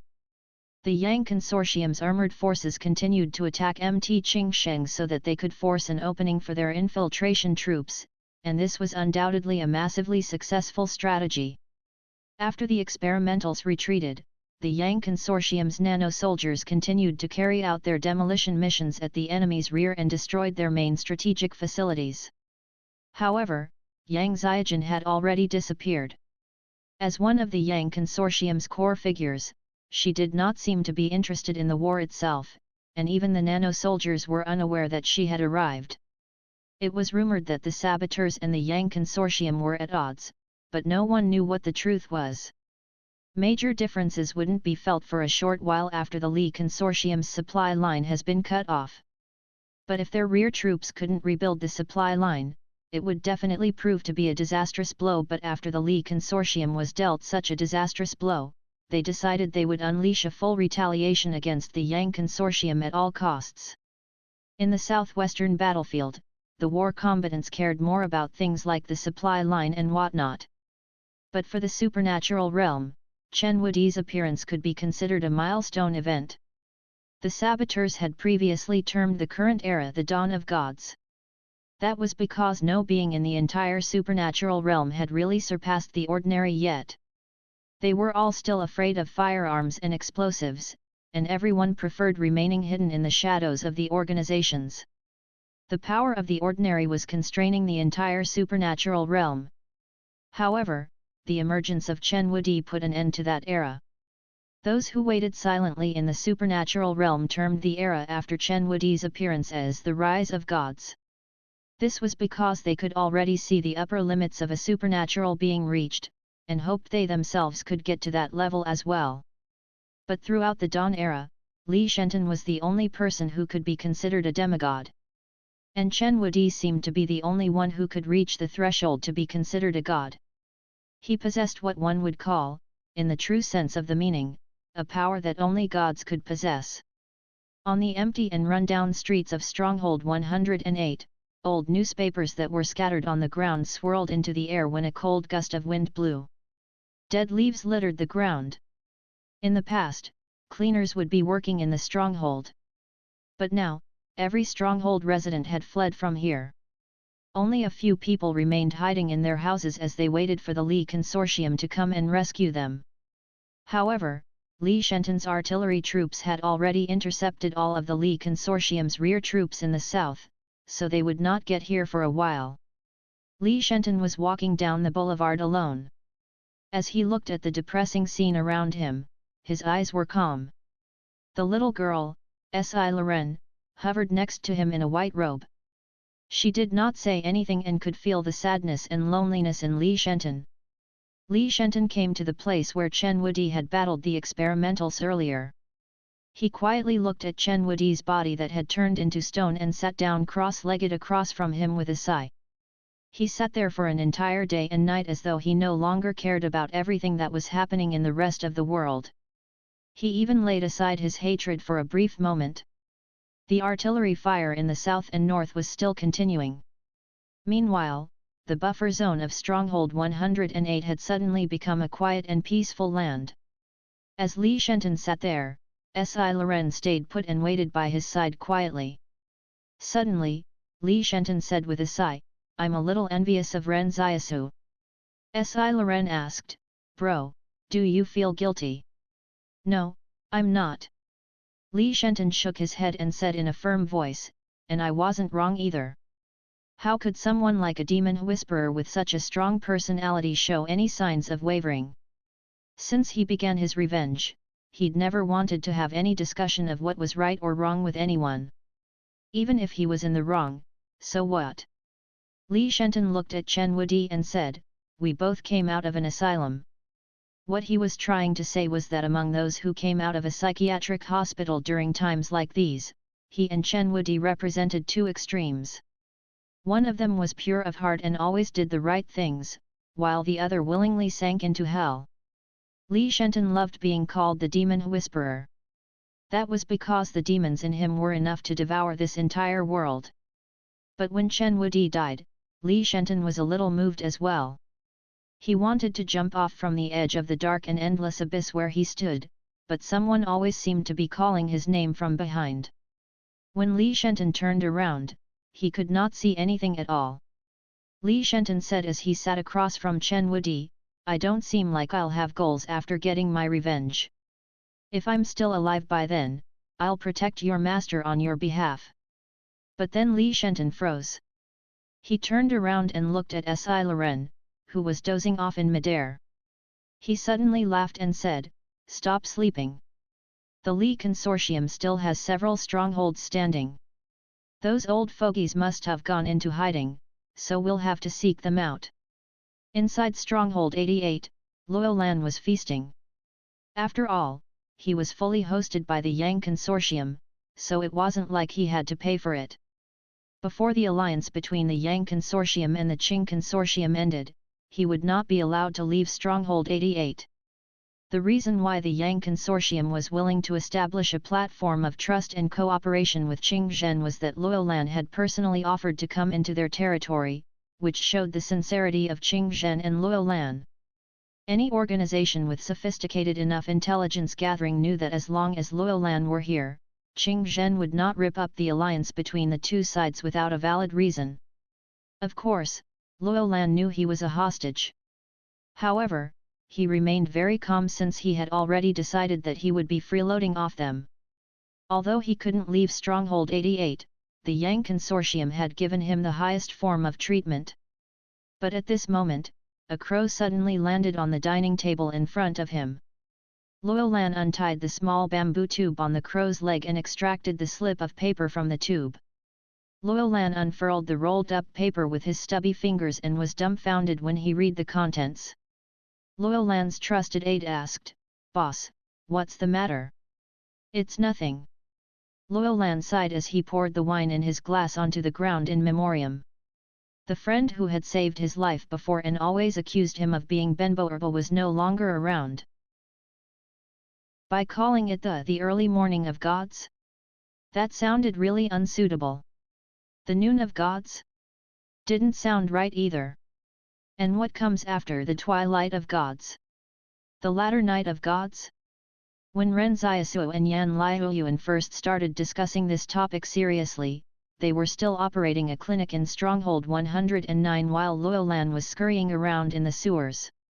When Yan Liuyuan heard Ren Xiaosu say those words back then, he almost died from the hilariousness of it.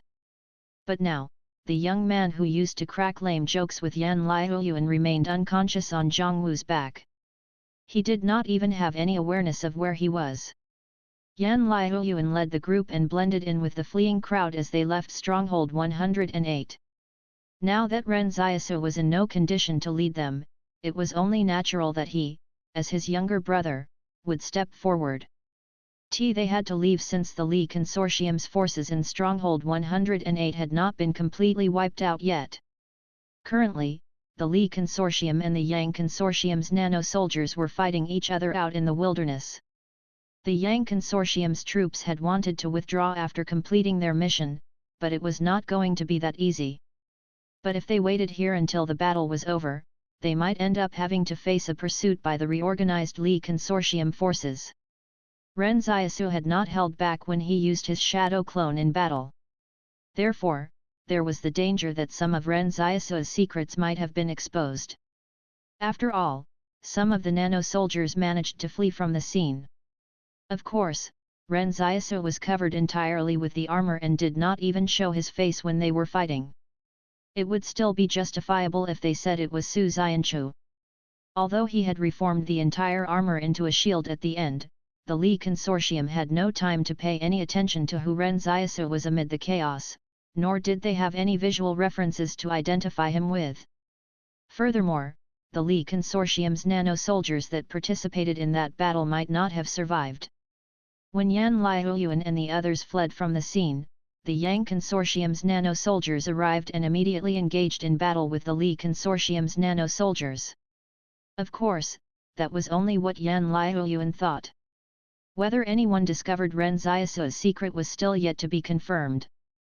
But for now, the most important thing that Yan Liuyuan had to consider was not Ren Xiaosu's secrets.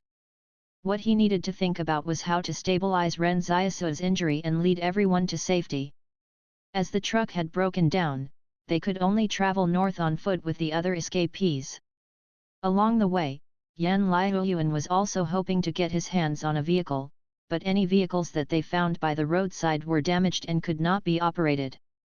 Without Ren Xiaosu leading them, they did not even have enough food prepared this time. It was quite different from the previous times when they were always prepared for their escape.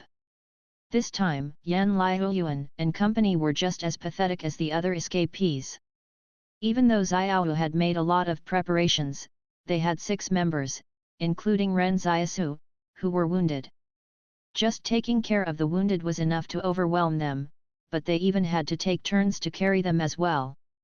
Therefore, they abandoned some of their supplies along the way and only kept some basic food and necessities like matchsticks for survival in the wilderness. It was not to say that those supplies were not essential, but they felt that their lives were more important. Yan Liuyuan wore a pair of gloves and concealed himself everywhere below the neck. That was because the entire group would have to rely on Yan Liuyuan's nano-machines in case they fought with the escapees. Wang Fugui, Li Qingzheng and Xiaoyu had no combat capabilities at all, so they could only rely on their handguns for the time being. As for the rest, needless to say, all of the nano-machines the few male students had were even less than what Yan Liuyuan had. Furthermore, they would still experience a delay of about half a second when trying to control the nano-machines. If they got in a fight, their opponent's fists would have already landed onto their faces before the nano-machines could even react. However, Yan Liuyuan was quite talented at controlling his nano-machines. He could even gather the nano-machines to cover specific parts of his body. As long as he wore gloves while fighting, the silvery strands would not appear on his face. Previously, Ren Xiaosu was always the one responsible for leading the way within the group of escapees. This was to ensure that the rear of his group would not get lost in the crowd. However, Yan Liuyuan became the person to lead the way this time. Liuyuan, Wang Fugui said, "Why don't you rest for a while? Li Qingzheng and I will take over from you." Yan Liuyuan looked back and said, "There's no need to. However, my brother did it in the past, I'll do the same as well." The group of escapees continued heading north. As it was a cold winter with snowdrifts on the ground, they could not travel far in a day. But they did not dare to turn back around. Who knew if those terrifying experimentals could still be following them? Although the commotion in the stronghold was rather big, most of the escapees who fled did not even know what actually happened there, nor did they know who saved them. A minority knew the monsters might have been driven away by someone, but wasn't that person dead? What if those monsters came back again?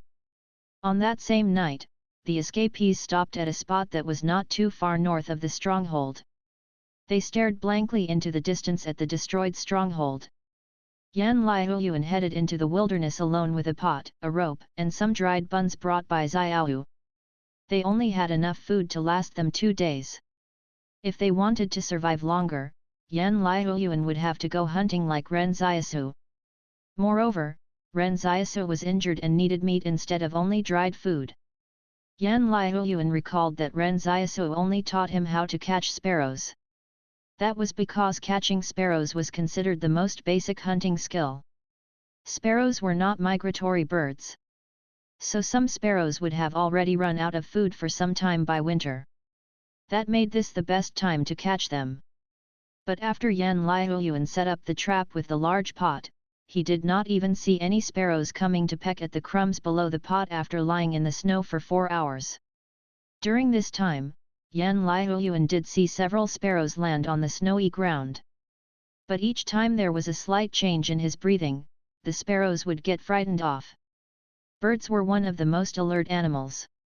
After the cataclysm, the birds became even more alert to their surroundings. But Yan Liuyuan was not discouraged as he readjusted his breathing. In the past, Ren Xiaosu would always share with him how easy it was to catch sparrows after he got home. But now that it was his turn to try, he realized Ren Xiaosu had only pretended it was easy. It was extremely tough for a person to lie in the snow like this. Keeping his body hidden in the snow, the bone-chilling wind penetrated through the gaps in his clothes and cut his skin like knives. Furthermore, with no one around him out in the wilderness, he could not talk to anyone, nor did he have any forms of entertainment. All he had was the feeling of loneliness. Throughout the night, Yan Liuyuan laid prone in the snow without moving until his hands and feet went numb. One time, when a sparrow did come and peck on the crumbs under the pot, Yan Liuyuan wanted to pounce on it only to realize that he had lost his ability to move. By then, the large sparrow had already tipped over the metal pot and flown away. Yan Liuyuan could feel that his joints were all stiff as he clenched his teeth and pounced on the pot. Fortunately for him, he had the nanomachines. He pinned the metal pot with his entire mass and only dared to put his hand in after he was sure that the sparrow was not struggling anymore. But when he put his hand in, he got nipped by the sparrow so hard he could feel a searing pain. This was different from what Ren Xiaosu had told him. Yan Liuyuan let out a low growl. After much effort, he finally wrung the sparrow's neck and broke it. But after breaking its neck, he was left with 3 bloody punctures on the back of his hand. Yan Liuyuan sat down on the ground with the sparrow in his arms and immediately started crying. With no one around in the vicinity, he cried even harder. He did not feel grief for himself but rather for Ren Xiaosu. Ren Xiaosu had always told him how fun the wilderness was and that hunting was extremely easy. Yan Liuyuan knew all along that he was lying. But humans could not relate to other people's joys and sorrows. Yan Liuyuan initially thought he could understand how much hardship Ren Xiaosu had suffered during the most challenging time of their lives. But he didn't expect to realize that Ren Xiaosu had actually suffered much more at that time than he could imagine.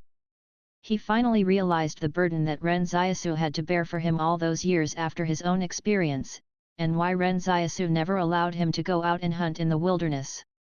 The young man who was his brother did not even have any nanomachines or gloves he could use during those times. Yan Liuyuan wiped his tears and headed back towards the campsite.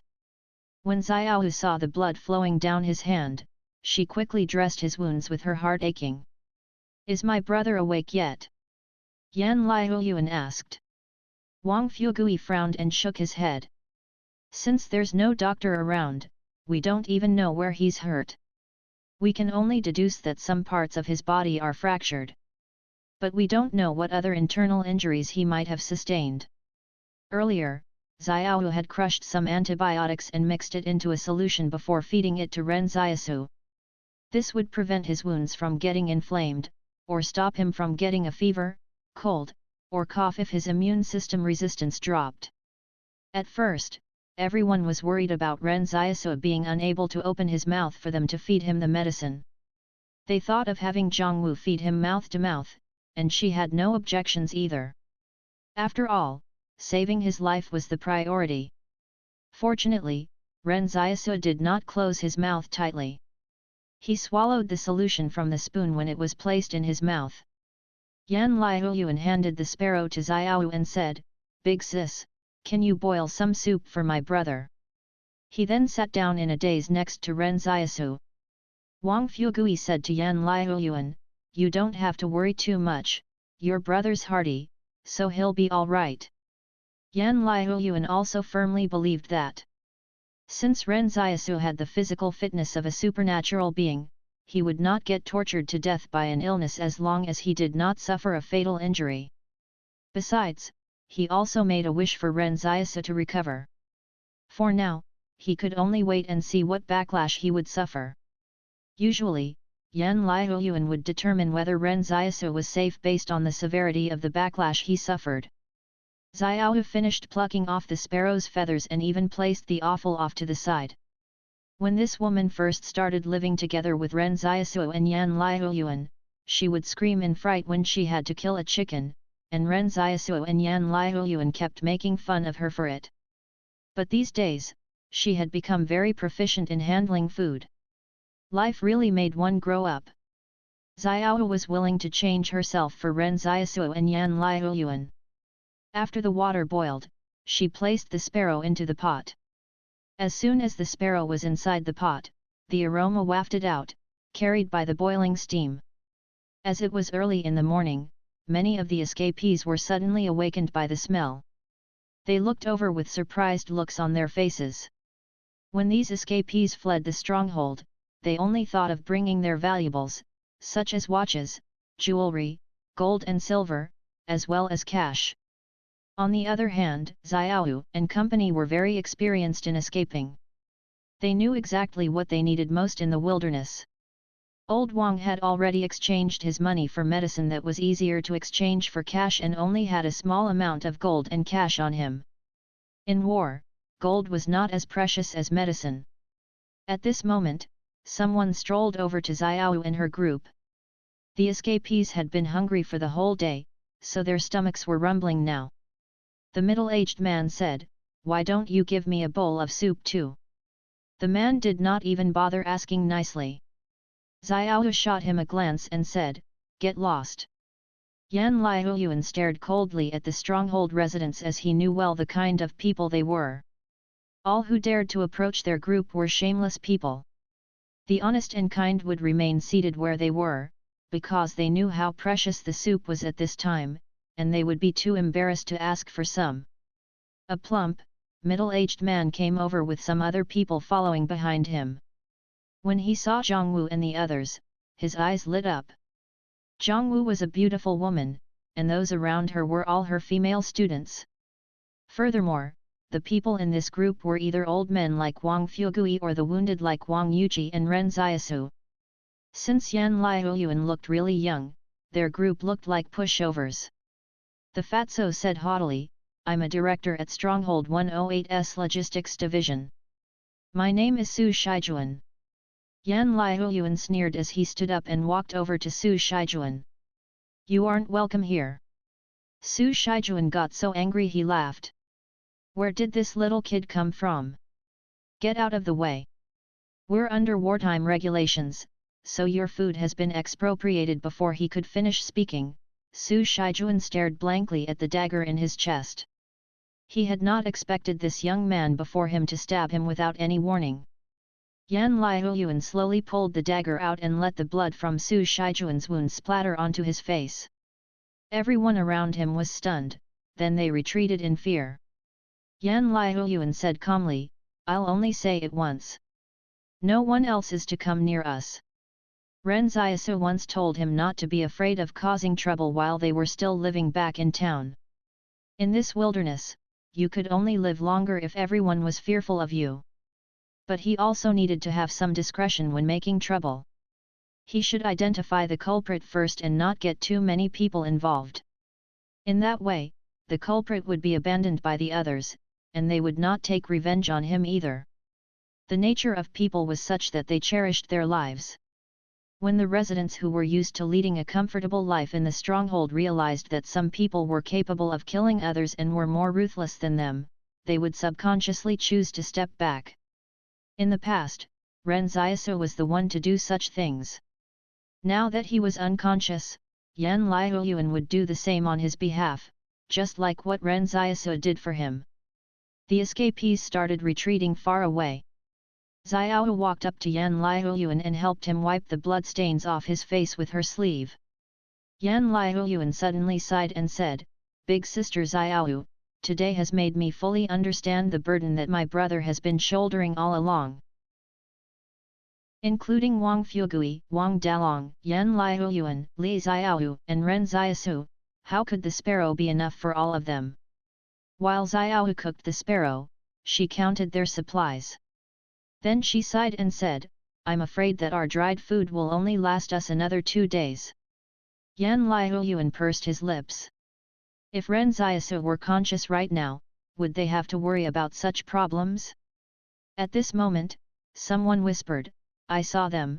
That person who spoke was a student. Yan Liuyuan froze for a moment before asking, "Who did you see?" "Our classmates." Wang Yuji said gloomily, "They must have seen us too, but they're probably too scared to come over.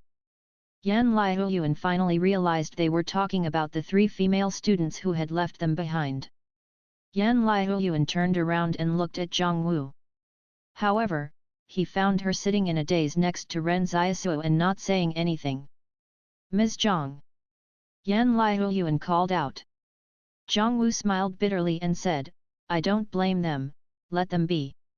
It seemed like Zhang Wu never thought about getting those 3 female students to come back either. Yan Liuyuan saw Zhang Wu clenching her fists so tightly that her fingernails dug into her palms until she was nearly bleeding. Suddenly, Zhang Wu said, "Can I give them my share of the dried food? I don't mind going hungry instead." Yan Liuyuan had a realization at this moment. Even though he was reluctant, this was probably the reason why his brother was willing to save Zhang Wu, wasn't it? If Ren Xiaosu were awake, what would he do? "All right then," Yan Liuyuan said with a sigh, "but, Ms. Zhang, you don't have to go hungry. Since you've made the decision, everyone in the group will bear this together." With that, Yan Liuyuan had a male student take a small bag of dried food over to their female classmates. The male student stuffed the bag into a female classmate's hands and walked off without saying a word to them. The 3 girls sat on the ground hugging their knees and wailed. Yan Liuyuan turned his head back and didn't look at them anymore. Right now, no one blamed them for what they did. When facing the threat of the experimentals in these wastelands, and with Ren Xiaosu unconscious, it was only natural for them to make that decision at that time. Although everyone was very upset, those female students did not exactly do any wrong. What was more important in this world than their own lives? But even though they understood why they did that, it was impossible to accept them back into the group. "Just leave them be," Yan Liuyuan said calmly. Those female students had made their choice, and there was nothing that they could do about it.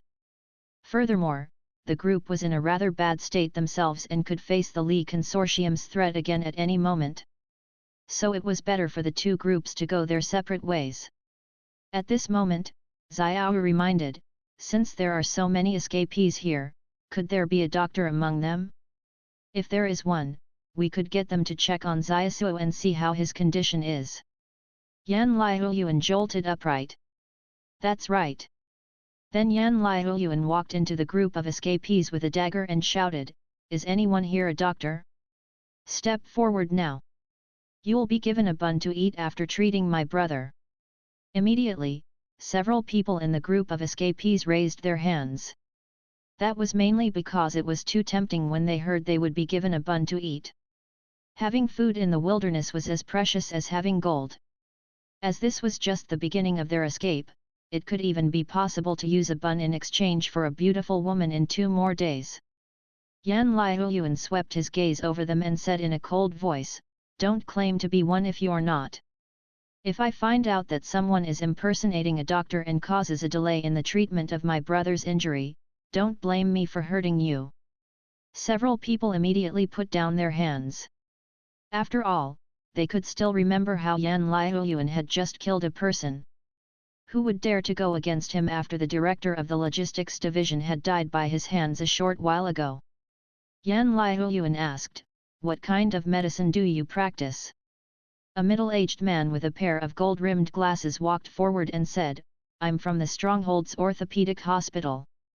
I've noticed your brother's condition earlier. He should have fractures." Yan Liuyuan was stunned. "Quickly come and attend to my brother then." Yan Liuyuan was amused when the middle-aged man remained standing there. Only when he stuffed a wrinkled bun into the doctor's hands did the doctor start moving again. The doctor went to Ren Xiaosu and squatted next to him. Yan Liuyuan asked, "If it's just fractured, why is my brother still unconscious?" The doctor briefly checked Ren Xiaosu with his fingers. Then he said, "He has too many fractures. Did he receive a strong impact to his body?" "Take a look at the wounds first," Yan Liuyuan said. After a while, the doctor said, "I can estimate more than 10 areas where he has fractures, and some of them are even comminuted fractures. Having received such a huge impact, it must have affected his brain as well." Therefore, he won't be coming around anytime soon. Then can you set his bones first? Yan Liuyuan said. The doctor shook his head. I can only correct the fracture dislocation at the joints of the limbs. As for the other affected parts, I need professional auxiliary equipment to deal with it and might even have to drive steel nails into the bones to ensure that he recovers. But even so, he definitely won't be able to recover fully. I'm afraid that his quality of life will be compromised compared to other people. The doctor was trying to be as euphemistic as he could. To put it bluntly, he was not confident of perfectly fixing Ren Xiaosu's condition. Moreover, how was he supposed to set his bones when he was showing signs of comminuted fractures? He did not even have access to any X-rays right now, but even if he did, he still wouldn't be able to fix Ren Xiaosu. Yan Liuyuan's expression turned dark. Was Ren Xiaosu going to end up disabled? He refused to believe it. He wasn't going to accept that. At this moment, Xiaoyu asked with a frown, is his brain going to be okay? Will he suffer from amnesia? The doctor explained, although I'm not a neurologist, I've not come across too many cases of amnesia in such situations. So we don't have to consider the possibility of that for the time being. But if his broken bones do not get set soon, it will likely lead to necrosis. When that happens, it will be impossible to save him. Or at least, it will be impossible here in this wilderness. Yan Liuyuan stayed silent. To be honest, he would rather that Ren Xiaosu forget about some people and some events. He knew that Ren Xiaosu placed a lot of importance on friendship. Otherwise, he would not have accepted Chen Wudi into the group or gone to save Li Qingzheng. As such, Yan Liuyuan wondered how sad Ren Xiaosu would be when he woke up. If Ren Xiaosu came around and realized that Chen Wudi was no longer around, what would be his reaction? In that case, Yan Liuyuan would rather Ren Xiaosu suffer from amnesia. Suddenly, a weak voice spoke up. Have him leave. I don't need anyone to treat my injuries. Yan Liuyuan turned around in surprise and found that Ren Xiaosu had opened his eyes. However, there was a deep fatigue in his eyes. Bro, why don't you let the doctor set your bones? Yan Liuyuan whispered. No, I can do it myself. Ren Xiaosu forced a smile with some difficulty. He tried to look around and realized that even moving his neck was difficult. But then he froze. Where's Wudi? Have y'all seen Wudi? Wudi? Ren Xiaosu looked at Wang Fugui in a daze. He was not an idiot, or rather, he was a little smarter than most people. There was no need to say anything else. He could guess the truth. So when Wang Fugui said this, Ren Xiaosu, who was lying down, started tearing up. How did he depart? After Yan Liuyuan got the doctor to leave, he sat down beside Ren Xiaosu and said, when Big Brother Wudi departed, he totally drubbed those demons and monsters all around him. He trampled over 1,000,000 of them with clouds of rainbow blooming in the sky. A bright light shone down upon him from the sky like it was opening the heavenly gates for him. I guessed that someone from the heavens must have come to pick him up. Ren Xiaosu did not say anything, and everyone around him fell silent again. However, Yan Liuyuan realized that Ren Xiaosu was trembling all over, and even his face was turning red. Yan Liuyuan pulled up Ren Xiaosu's pants and sleeves and saw that the blood vessels in his legs and arms had turned silver. Yan Liuyuan also had the nanomachines, so he knew what was going on. Ren Xiaosu was forcibly using the nanomachines to straighten his bones without any use of anesthetics. There were always people who would describe their pain to be down to the bone, but that was mostly an exaggeration on their part. However, it would not be an exaggeration to describe Ren Xiaosu's pain to be deep within his bones at this moment.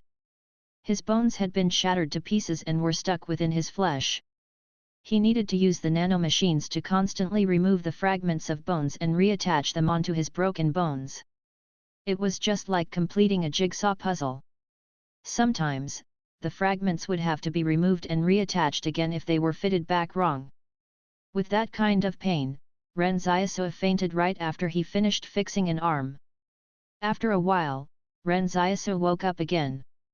After coming to, he continued to use the nanomachines to set his bones without any complaints. Next to him, Yan Liuyuan was sobbing so hard he could not speak properly. "Bro, why don't you rest for a bit? I beg of you, please stop for a while." However, Ren Xiaosu clenched his teeth and did not say anything. He could not stop now. He had to set his bones as quickly as possible, then fix them securely with the nanomachines so that he would not have any complications in the future. It was simply too dangerous in these wastelands. If he became disabled, how was he going to face unknown danger? After falling in and out of consciousness for an umpteen number of times, Yan Liuyuan suddenly understood that Ren Xiaosu was using the physical pain to suppress his mental anguish. The anguish was like getting stabbed in the heart by someone, and there was a sense of emptiness within. When Wang Fugui and Li Qingzhang realized what Ren Xiaosu was doing, they were shocked. If they did not witness it with their own eyes, they would find it very difficult to believe that someone could actually bear the pain of fixing their own bones. Normal people would probably cry out in pain even if they were slashed just once. Meanwhile, Ren Xiaosu was performing countless cuts on his own body. Only by doing so could he retrieve the fragments of bones stuck within his flesh. It wasn't until Ren Xiaosu had finally repaired all his broken bones and secured them with the nanomachines that he fell asleep groggily. His clothes were completely drenched with sweat. Xiaohu dried her tears while wiping off his sweat at the same time. Yan Liuyuan suddenly said, "When my brother did not know how to hunt in the past, we would just eat some wild vegetables." The others were stunned. They did not know why Yan Liuyuan was saying this. Yan Liuyuan continued, "No one taught him which type of wild vegetables were inedible and which were edible. Some wild vegetables can taste super bitter, while some are slightly poisonous. How do you think he knows which type can be eaten? He left the edible ones for me after tasting them himself. Uncle Fugui is right about my brother being hardy. If he weren't, he would have already been poisoned to death in the wilderness." For the moment, the escapees decided to stay put at the campsite and wait for the Li Consortium to come rescue them, because they felt they were no longer in any danger. They firmly believed the Li Consortium would come to save them since they were legal residents of the stronghold, after all. During the day, Yan Liuyuan took a short nap. There were no stronghold residents who dared to approach them again during the day. Furthermore, the refugees who escaped from Stronghold 108's town noticed a sense of familiarity for Yan Liuyuan. It was the same ferocity they used to have while trying to earn a living in the wilderness. In the evening, Yan Liuyuan stayed by Ren Xiaosu's side without stepping away once. In the past, he used to keep watch for them during the night, and he still did the same now. In the middle of the night, everyone was jolted awake by a scream. They looked in the direction of the sound and saw Yan Liuyuan's hands covered in blood as he stood next to Ren Xiaosu. Meanwhile, 2 adults were lying at his feet, and one of them looked like he was barely clinging to life. Yan Liuyuan grabbed the man by his hair and lifted him. He calmly sliced his neck with the dagger and said, "This is the outcome you'll suffer if you try to sneak up on us again. If you want to find food, go and look for it yourselves in the wilderness." Previously, Ren Xiaosu and Yan Liuyuan wondered why Yan Liuyuan's physical strength did not seem to have increased much even though he was also a supernatural being. Based on the progression of other supernatural beings who had awakened their powers for some time, their physical fitness should be much better than the average adults. But Yan Liuyuan was different. It was as though his identity as a supernatural being was not real since he could not even withstand the simple backlash of his power. But now, Ren Xiaosu had helped him mitigate his shortcomings with the nanomachines. The stronghold residents looked at Yan Liuyuan in fear when they realized the child was about to go crazy. He would not hesitate to kill as long as someone might pose a threat to the unconscious young man next to him. Moreover, they could feel Yan Liuyuan's deep-seated hatred for them. Someone who was standing very far away whispered, "When the troops return, let's report all their evil deeds. Severe punishments will await them." That's right, the Li Consortium's troops should be here soon. But even as they said these words, they felt a little unsure. Why wasn't the Li Consortium's troops here yet, even though a day had already passed? Even if there was a war going on at the front line of Mt Qingsheng, there should still be some troops at the strongholds in the rear. So why didn't anyone come? But at this moment, the lights from some vehicles in the north could vaguely be seen approaching. All the escapees got excited at the sight. The Li Consortium's troops have finally arrived. We're saved. However, as the convoy approached, they did not look like they were going to stop even after the soldiers saw the escapees. The long convoy of vehicles just continued heading straight for the south. By the time the rearmost infantry units passed by, someone finally stopped one of the soldiers and shouted, "Sir, where are you heading? Please help us. Please save us. Give us some food." But at this moment, an officer of the Li Consortium's troops shouted, "Raise your guns and keep your guard up.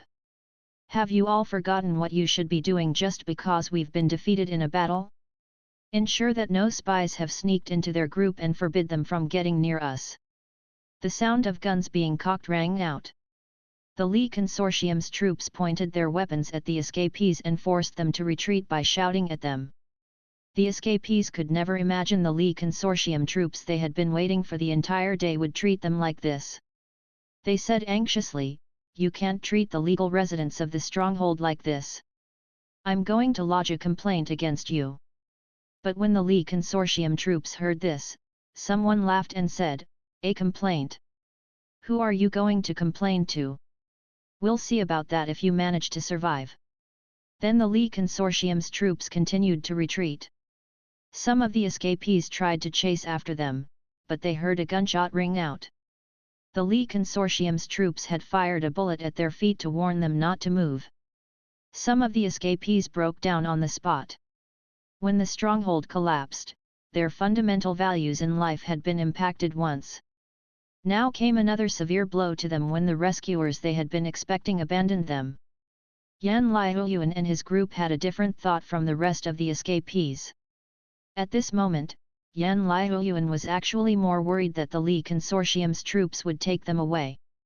The last thing he wanted was to have any contact with the Li Consortium's troops. After all, Ren Xiaosu's current identity was somewhat awkward. In the evening, Ren Xiaosu regained consciousness again 8 hours after the Li Consortium's troops had left. This time, there was a calmness in his eyes. "Let's head to the mountains. We should not stay here any longer." At this moment, Ren Xiaosu had a vague idea of retreating into the forested mountains. Of course, it was also because of the seeds that he had the confidence to bring everyone to live in the forested mountains. The seeds would be enough for him to establish a simple land in the wilderness where they could live in peace and quietness. The only bad thing was that it would require 100 days for his injured muscles and bones to heal. Even though Ren Xiaosu possessed a physical fitness that was totally different from normal people, it would probably still take him several weeks to recover. But suddenly, the unique sound of armored vehicles driving in the forested mountains came from the north. As the armored vehicles moved across the snowy ground, their tracks would flip over pieces of soil to expose the black layer of earth below. Ren Xiaosu just laid there and could not move. He frowned and said with a sigh, "Too late." It was all because he had been in a coma for too long. It had delayed their best opportunity to get away. They saw the Yang Consortium's armored brigade and infantry division quickly arriving. The escapees forced themselves to calm down and said, "The Yang Consortium will not do anything to us since we're just civilians. We didn't even participate in the war." Someone said, "That's right, the war was initiated by the Li Consortium and had nothing to do with us. Even if the Yang Consortium occupies Stronghold 108, we're still the legal residents of Stronghold 108. When the Yang Consortium's troops arrived, an officer in an armored vehicle frowned as he looked at the escapees. He signaled for the soldiers to stop. "These people should be from Stronghold 108. Keep your guard up in case they attack our troops. Send out 2 reinforced companies and seize all of their weapons."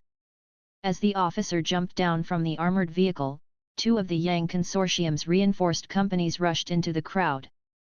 Upon meeting resistance from the escapees, they would fire off warning shots or use their rifle butts to knock them over. "Are you all escapees from Stronghold 108? The officer clearly knew what had happened to Stronghold 108, so he understood what was going on when he saw them. One of the escapees replied, "Yes, we're the residents of Stronghold 108. Sir, we will submit to the Yang Consortium's orders unconditionally and support the Yang Consortium wholeheartedly in the occupation of Stronghold 108. But, sir, can you help us eliminate the threats in Stronghold 108 so that we can return to our homes?" The escapees immediately switched their allegiance without any struggle. Deep down, they did not have any sense of belonging to any organization, so they just listened to whoever was in charge. However, the officer did not appreciate it. "Return to Stronghold 108? Who knows if there are spies hidden among you people? What if you all make trouble at the rear while we're battling at Mt. Guangying?" Then the officer told the deputy commander next to him, "Have the two reinforced companies stay behind here. Let these escapees build a refugee camp here. Keep a close eye on them." Every organization required people. With people, there would be productivity.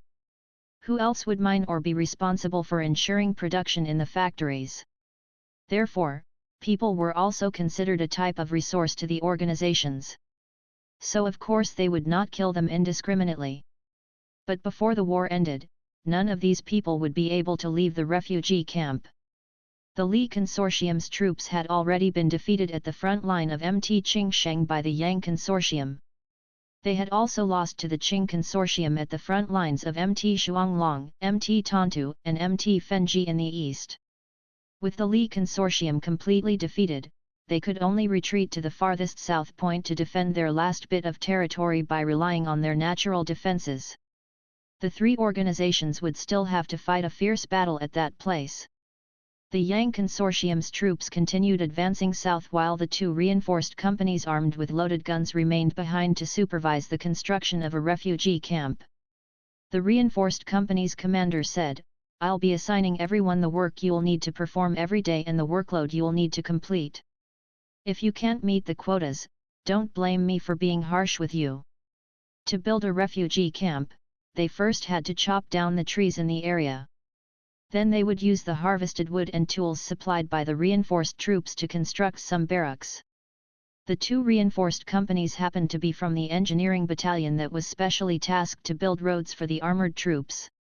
But now the engineering battalion would not have much work to do since most of the road ahead was flat terrain. So they were able to split off two reinforced companies to remain behind here. The Yang Consortium's troops were extremely efficient. It only took them an hour to count the number of escapees and assign tasks to every one of them.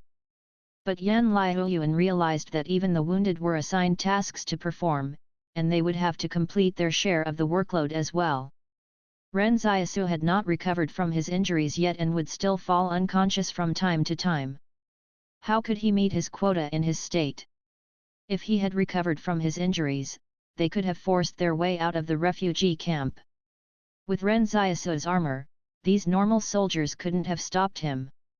However, there were no what-ifs to speak of in their situation. What should we do now? Wang Fugui looked at Ren Xiaosu, who had passed out again. "We can only hide here for now." Yan Liuyuan said, "Fortunately, we aren't wanted by the Yang Consortium. But we have 6 injured people." Wang Fugui said, "We won't be able to complete all the work assigned to us." Yan Liuyuan frowned as he walked up to the reinforced troops commander and said politely, "Sir, do you know Yang Xiaojun?" The reinforced troops commander barked at him, "Don't try to slack off by pulling some random connection.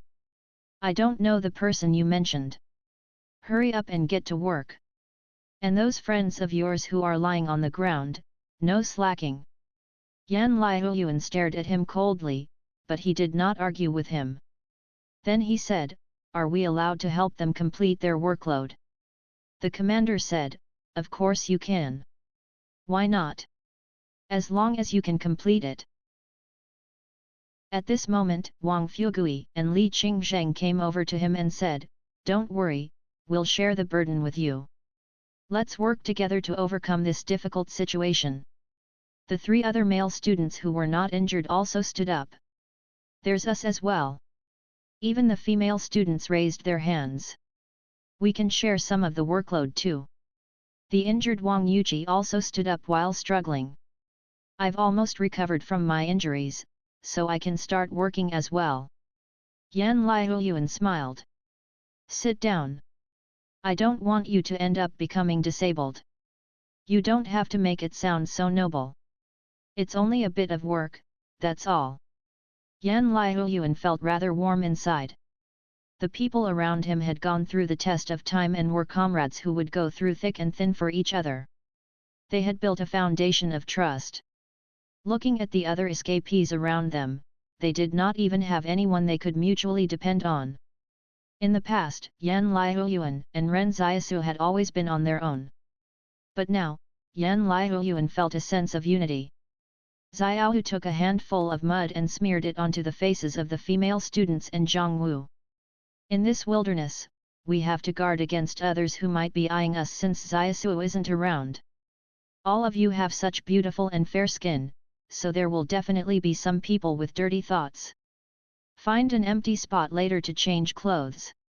Put on some loose-fitting clothes so that you won't have to show your figures."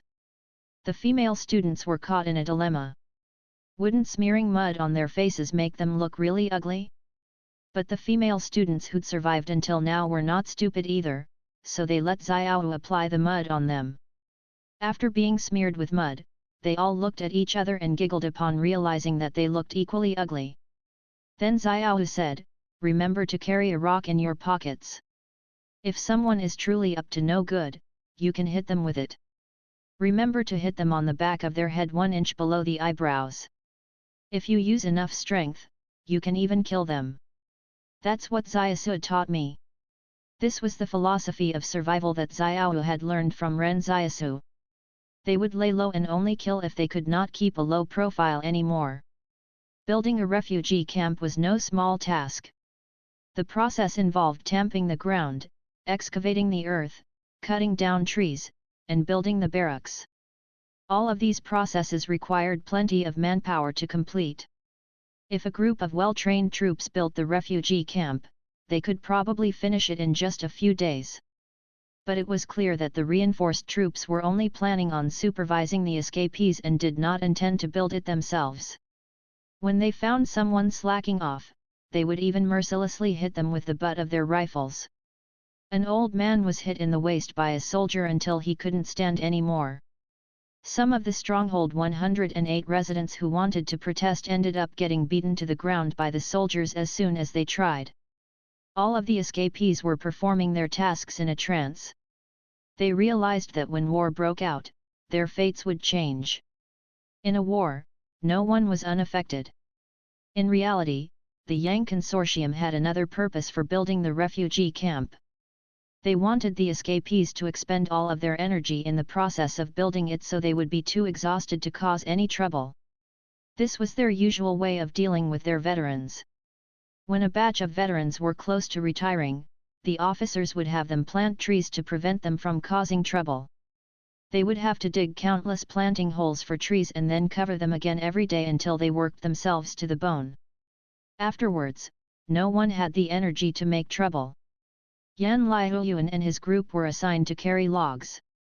Their daily task was to transport 10 wooden logs each. 2 people had to carry a log that was as thick as a thigh. The logs were extremely dense and heavy, especially for Yan Liuyuan who was a little short. Whenever the log tilted down on his side, it felt like most of the log's weight was pressing down on him. At first, they thought it would not be a big deal to carry 10 logs every day. But when they actually started carrying them, they discovered the logs were way heavier than they imagined. Fortunately, Yan Liuyuan could use the nanomachines. He concentrated them at his shoulders, arms, and legs, which made it easier for him. Not only did he have to carry 10 logs, but he also had to complete the task for Ren Xiaosu and the wounded members. Gradually, the nanomachines started running out of power. The area around his shoulders was hurting from abrasions, and blisters also formed on his hands. Other people could take a short break after transporting a log back, but Yan Liuyuan's group could not.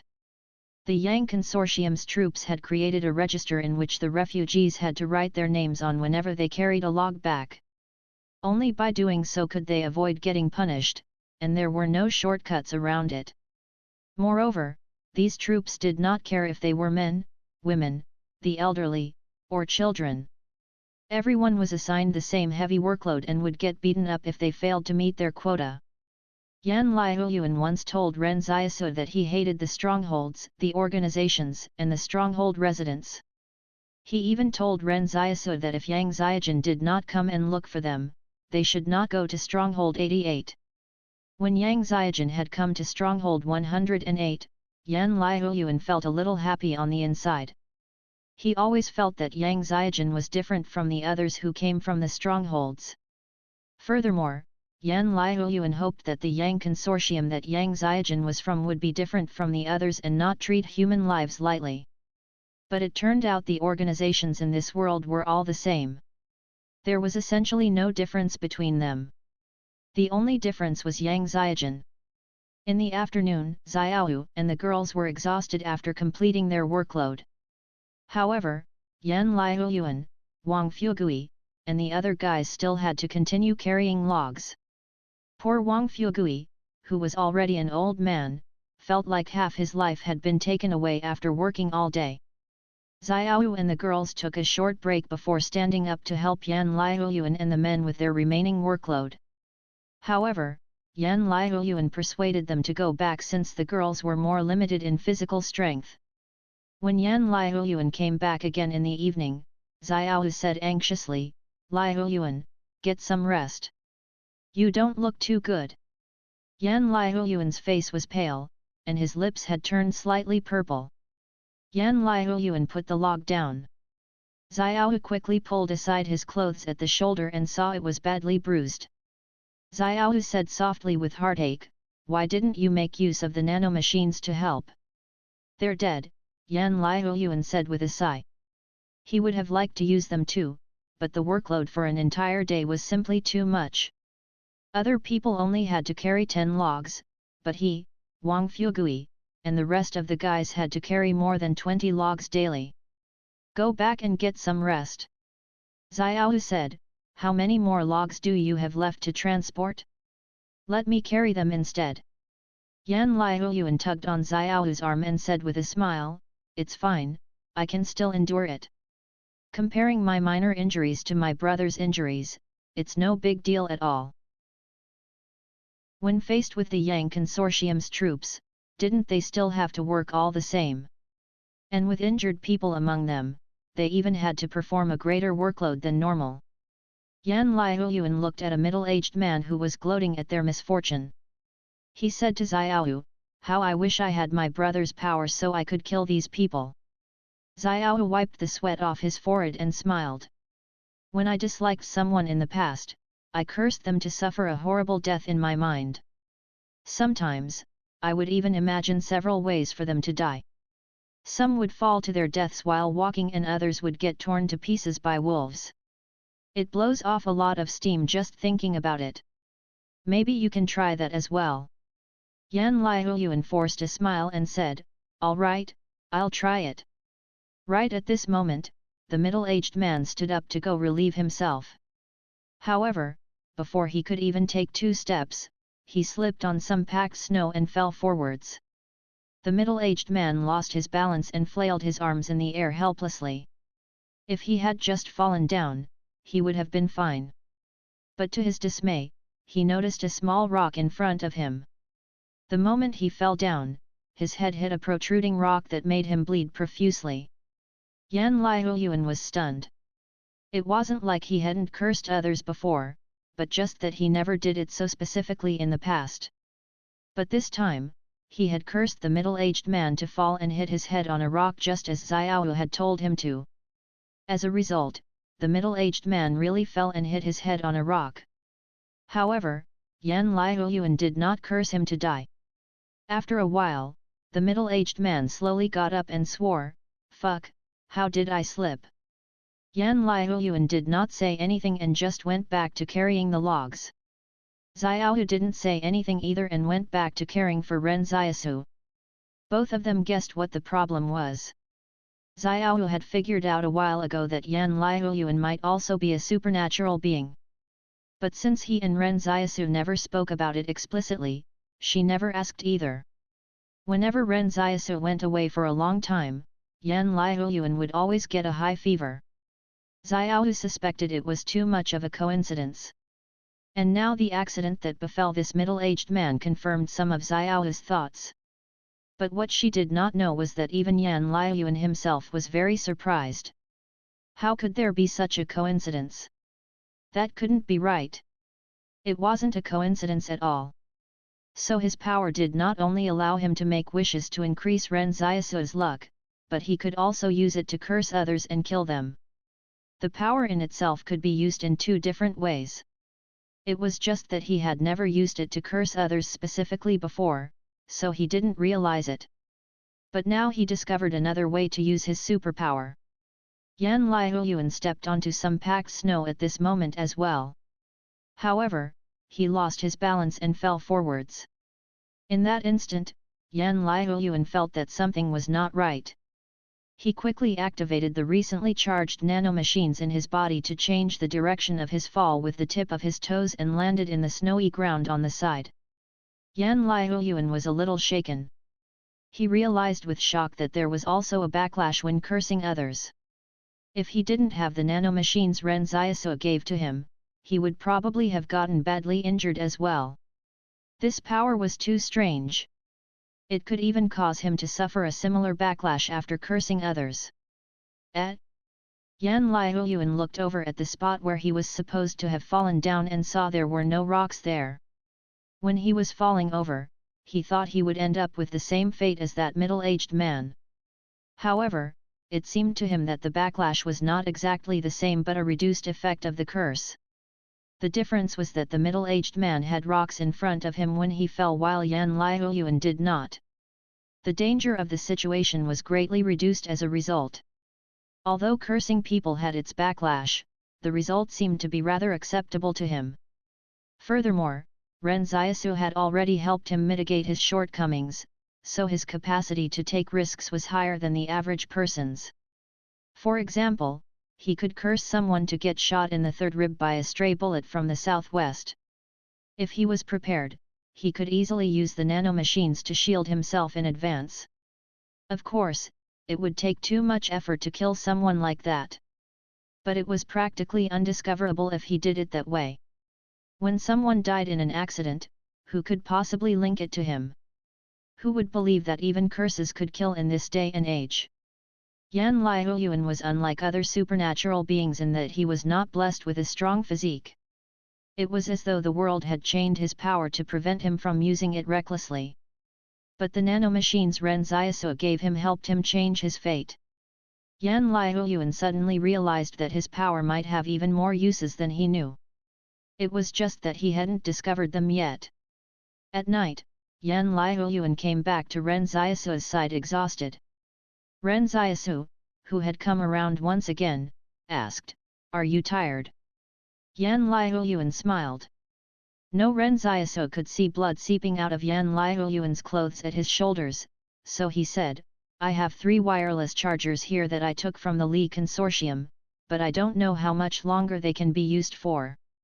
It would be too conspicuous if you carry it around with you, so starting tomorrow, come back here when your nanomachines die and charge them before going outside. It should be enough to last you a few days." These devices were picked up from the front line at position 313. At that time, the tent that Lin Qi and the other nano-soldiers were in had been blown up and only these 3 were still in working condition. Ren Xiaosu raised his hand with difficulty and handed Xiaohu 2 vials of black medicine. "Apply this on those of us who are wounded, and their injuries will heal very quickly."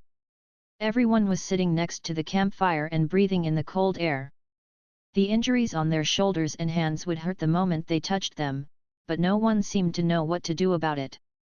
Now that Ren Xiaosu had come around, he helped them solve their biggest problem. Everyone was hoping Ren Xiaosu would get better quickly. Without him in the group, it was really difficult for them to get by. Yan Liuyuan whispered to Ren Xiaosu, "Bro, I've discovered my new power. I can manipulate curses." A wish and a curse were two sides of the same coin. One of them could be used to bless others while the other could be used to bring mishap unto others, and these two powers were embodied within Yan Liuyuan. Ren Xiaosu frowned and said, "Explain it in detail." "When I'm trying to curse others, I have to think of it quite specifically in my mind.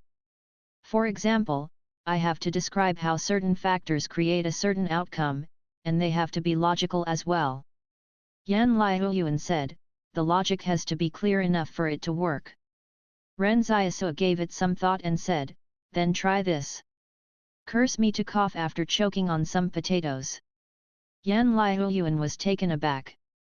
"But we don't have any potatoes." Ren Xiaosu said, "Just try it." Yan Liuyuan closed his eyes and cursed Ren Xiaosu. Then someone a distance away exclaimed, "Someone dug up a lot of potatoes. I think they might have stumbled onto a potato field." Yan Liuyuan looked at Ren Xiaosu in shock. "It can even be used like that. What are you waiting for? Go dig up some potatoes." Ren Xiaosu urged. Other people's powers were much more concrete to speak of. For example, Ren Xiaosu could see the palace in his mind and could even take the seeds, the black medicine, the black saber, and the explosive poker cards out of it. Su Xianchu's power was also very concrete in that he could summon a physical shadow clone. Even Luo Xinyu's power allowed her to open up a visible shadow door. Only Yan Liuyuan's power was something that could not be seen or touched. If it weren't for the many times they had tested it, they wouldn't even know what exactly his power could do. Furthermore, this power could not be used on himself, and that made it extremely strange. Therefore, this power could only be slowly studied. But even the direction to try to understand it from was difficult to identify. But now, Ren Xiaosu had used a reverse method of this curse manipulation to help them find a potato field. It essentially solved their problem of having something to eat. For the past 2 days, Xiaoyu and the rest had to try to eat as little as possible because their food supply was not going to last them much longer.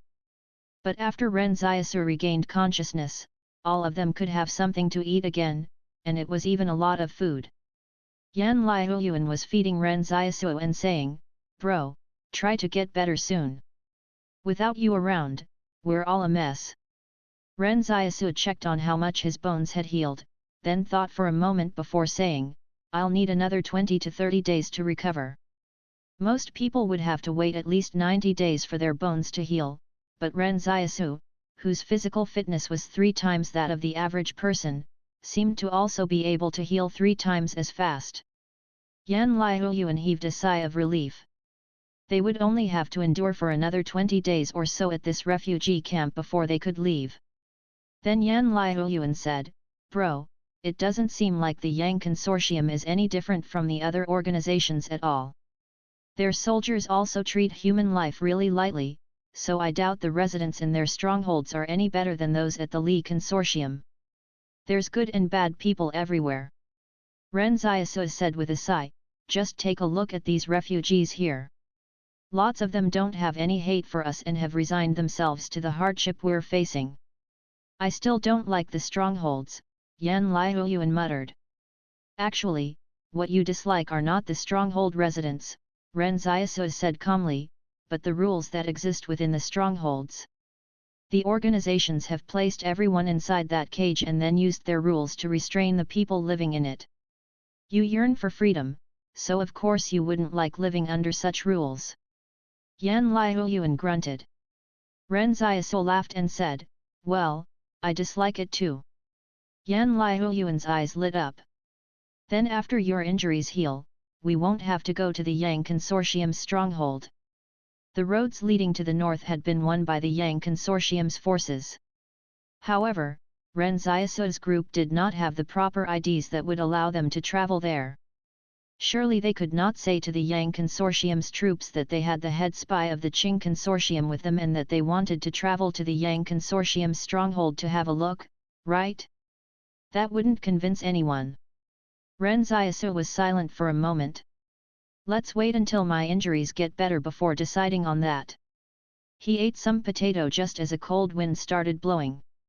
That cold air flowed into Ren Xiaosu's mouth and made him choke for a long while on a piece of potato that got stuck in his throat before he finally swallowed. Ren Xiaosu was amused. I guess that was your curse manipulation, right? Yan Liuyuan chowed down on a potato and choked on it as well. But he was fine after drinking some water. Be it a wish or a curse, the backlash would always be slightly less adverse than the original. That was probably a concession given to the user. However, the power had to be used carefully as the backlash could not be controlled. But in any case, Ren Xiaosu was still very happy. That was because the stronger his and Yan Liuyuan's powers were, the less rocky their future paths would be. At night, Yan Liuyuan continued testing out his powers by the campfire. From time to time, there would be people either shouting or slipping and falling down at the campsite. Yan Liuyuan suffered quite a bit from the backlash as well. The curses were made on those who had come to ask them for food, though the curses themselves were insignificant. As such, there was nothing to fear about the backlash. Gradually, Yan Liuyuan became familiar with his newfound power. He stayed by Ren Xiaosu's side and said, "Everyone has suffered a lot today to complete the workload required due to our injured members. I feel that the others in the group can be trusted." Ren Xiaosu acknowledged softly as though he had thought of something. Yan Liuyuan suddenly sensed that Ren Xiaosu's heart was still aching. However, Ren Xiaosu seemed to be hiding the pain deep down inside him. At this moment, Ren Xiaosu called over the other students and asked, "Why all ve been training for a day now? Has your control over the nanomachines improved yet?" The students were taken aback by the question. They then attempted to manipulate their nanomachines before Wang Yuqi said, "It seems to be responding a tad faster now, but if we don't get a good feeling for it and try it out a few more times, the difference can't really be detected." Ren Xiaosu smiled and said, "You've only trained for a day. This is something that will require a lot of time and effort to improve." Hu Shuo had said there were actually a lot of the Li Consortium's regular troops who had a synchronization rate above 80%. For the average person, the rate was slightly lower.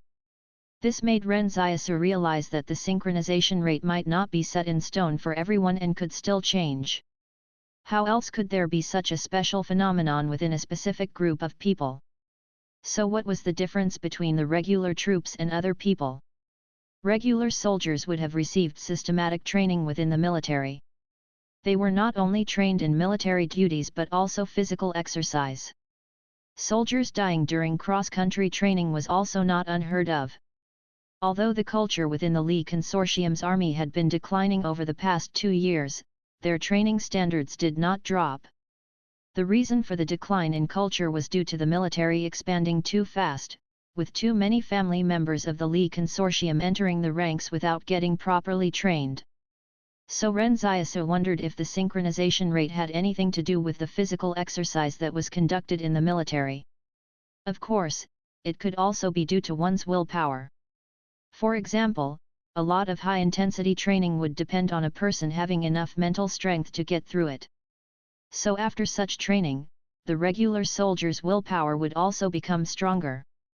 That in turn would determine whether their synchronization rates were high. Be it their physical fitness or their willpower, Ren Xiaosu felt that these students would definitely be able to increase their synchronization rates through hard work.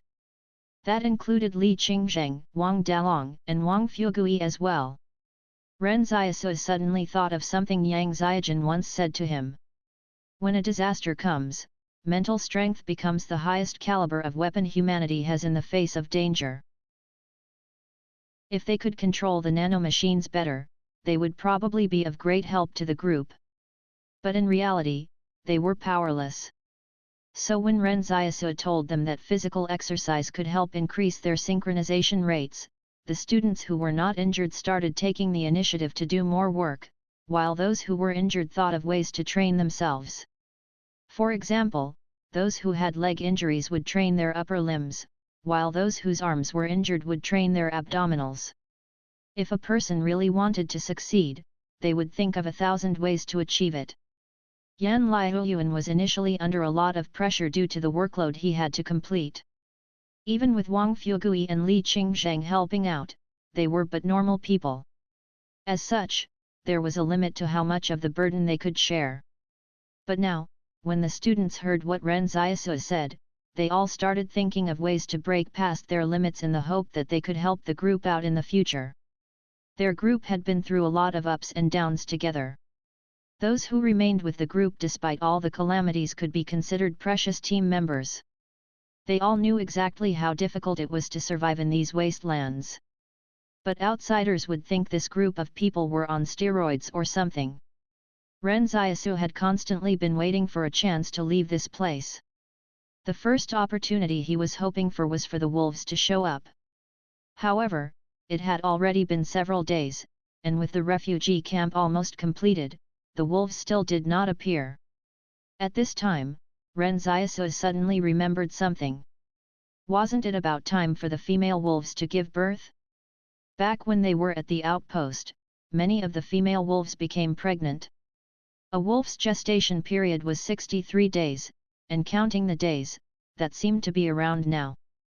Thus, it would be most logical for the wolf pack to hide away while they waited for their pack to grow stronger and bigger.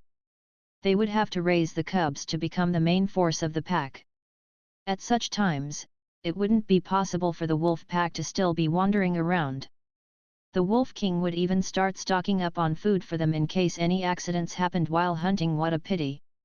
If the wolf pack were here, these two reinforced companies of the Yang Consortium would definitely not be a match for them. As such, Ren Xiaosu's group could only wait for him to fully recover. The fences around the refugee camp were nearly complete and were a full 2 meters high. The perimeter of the refugee camp even had wooden watchtowers erected and fitted with searchlights too. Soldiers from the Yang Consortium's reinforced troops were patrolling around the campsite. There were also troops working in shifts who stood guard near the construction site. All of them were equipped with live ammo in case anyone tried to escape.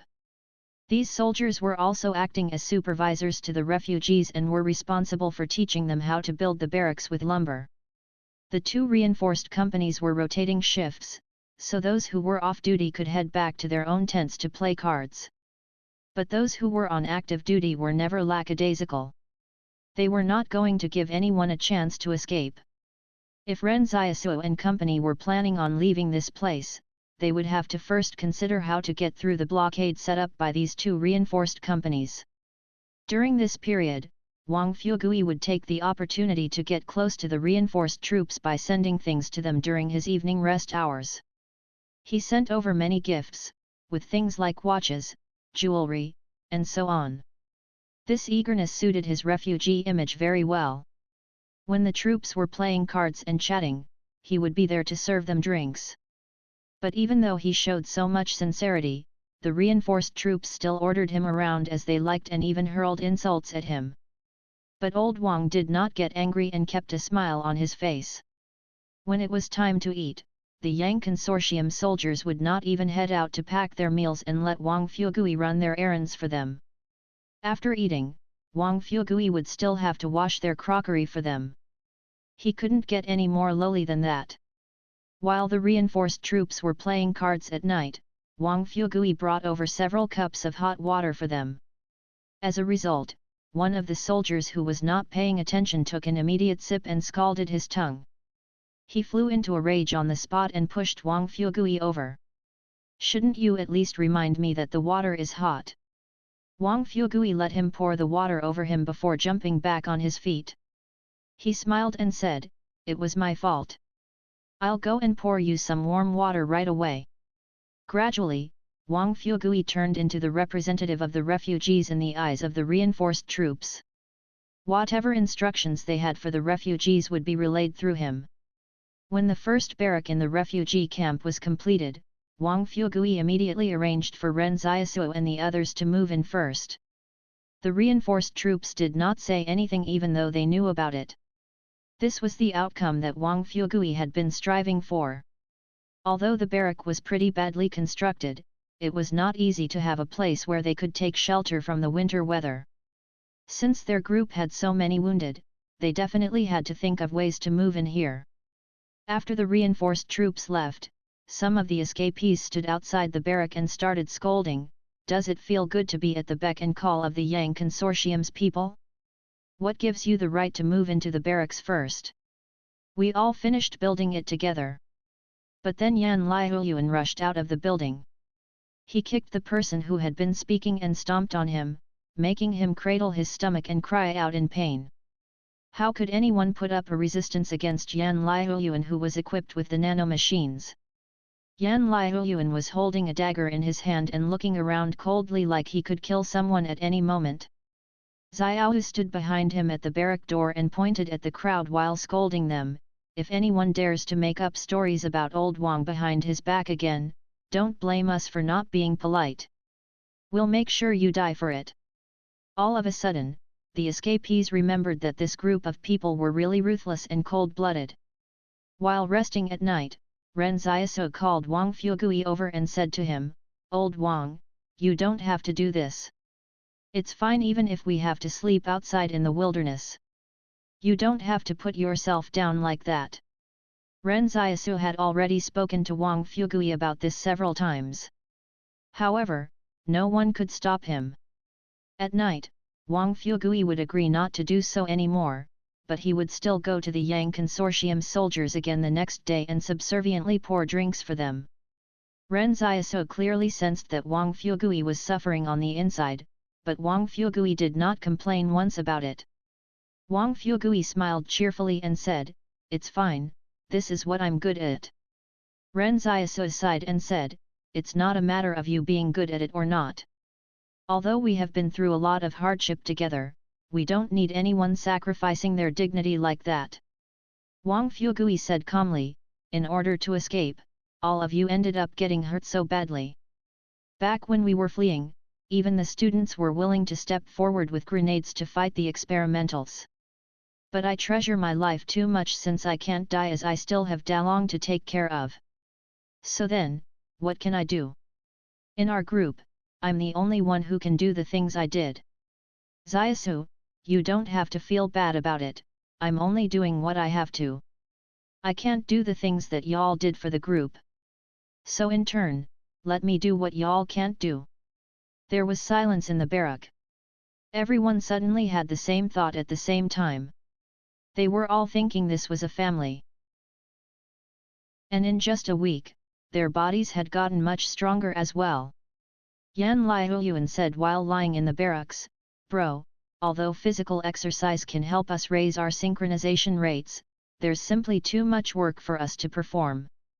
It won't be good if we break down from fatigue either, so please help us think of a solution."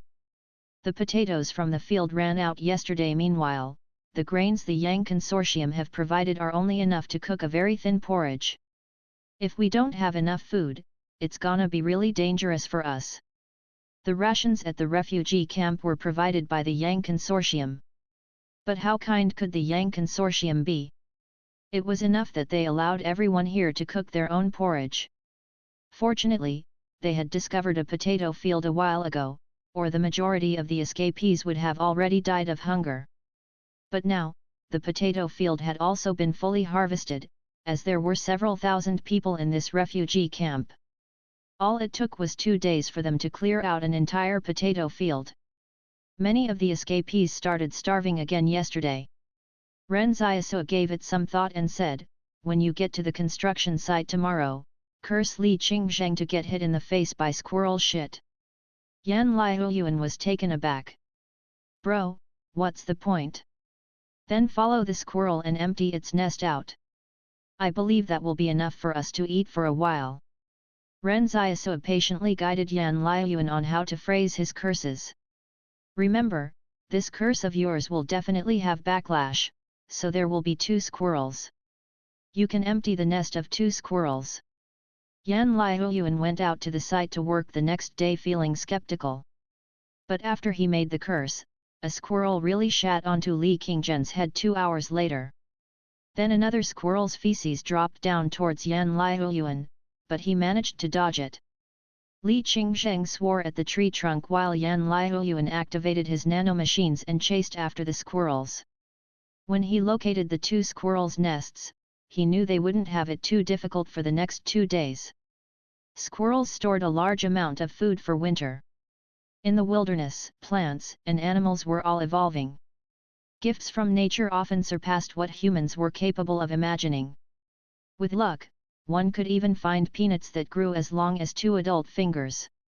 Yan Liuyuan even wanted to catch the squirrel as well, but it got away as he was too inexperienced at hunting. He took his jacket off and bundled up the dry fruit and carried it back to the construction site. A woman immediately came over and said, "Handsome young man, can you share some of it with me? Let me have some to eat and I'll do whatever you want me to." She leaned towards Yan Liuyuan as she spoke. However, Yan Liuyuan avoided her advances. Yan Liuyuan said coldly, "You'll do whatever I want." The woman smiled. "Of course." "All right then," Yan Liuyuan said. "Go and carry the wooden logs for us. When you carry them back to the campsite, register it under Wang Yuqi's name. After that, you can come back here to collect the peanuts." The woman was confused. At this moment, Yan Liuyuan said loudly, "Whoever helps us carry 1 log can collect 5 large peanuts from me. There's limited stocks, so first come, first served." This was the plan Ren Xiaosu thought up for them. Since the workload was too great, they should let others do the work for them. At times like this, the escapees would do anything just to have something to eat. In this wilderness, whoever had food could do as they pleased. But Ren Xiaosu specifically instructed that they were only allowed to reduce their workloads and could not take the opportunity to slack off. It might be possible that all of them would need to depend on the nanomachines in the future, so increasing their synchronization rates was a very important task. As a result, Yan Liuyuan strictly implemented Ren Xiaosu's orders. Xiao was smiling from nearby. "You 2 brothers still have the best solutions." Ever since Ren Xiaosu regained consciousness, everyone's lives got better again.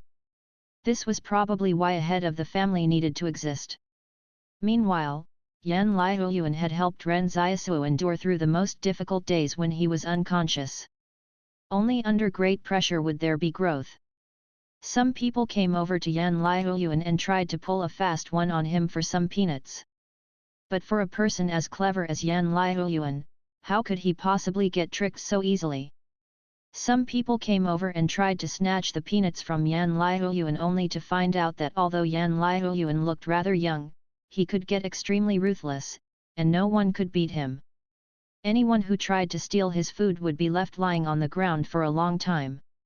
These people probably had the Yang Consortium's troops to thank for their supervision. Otherwise, they would probably have died.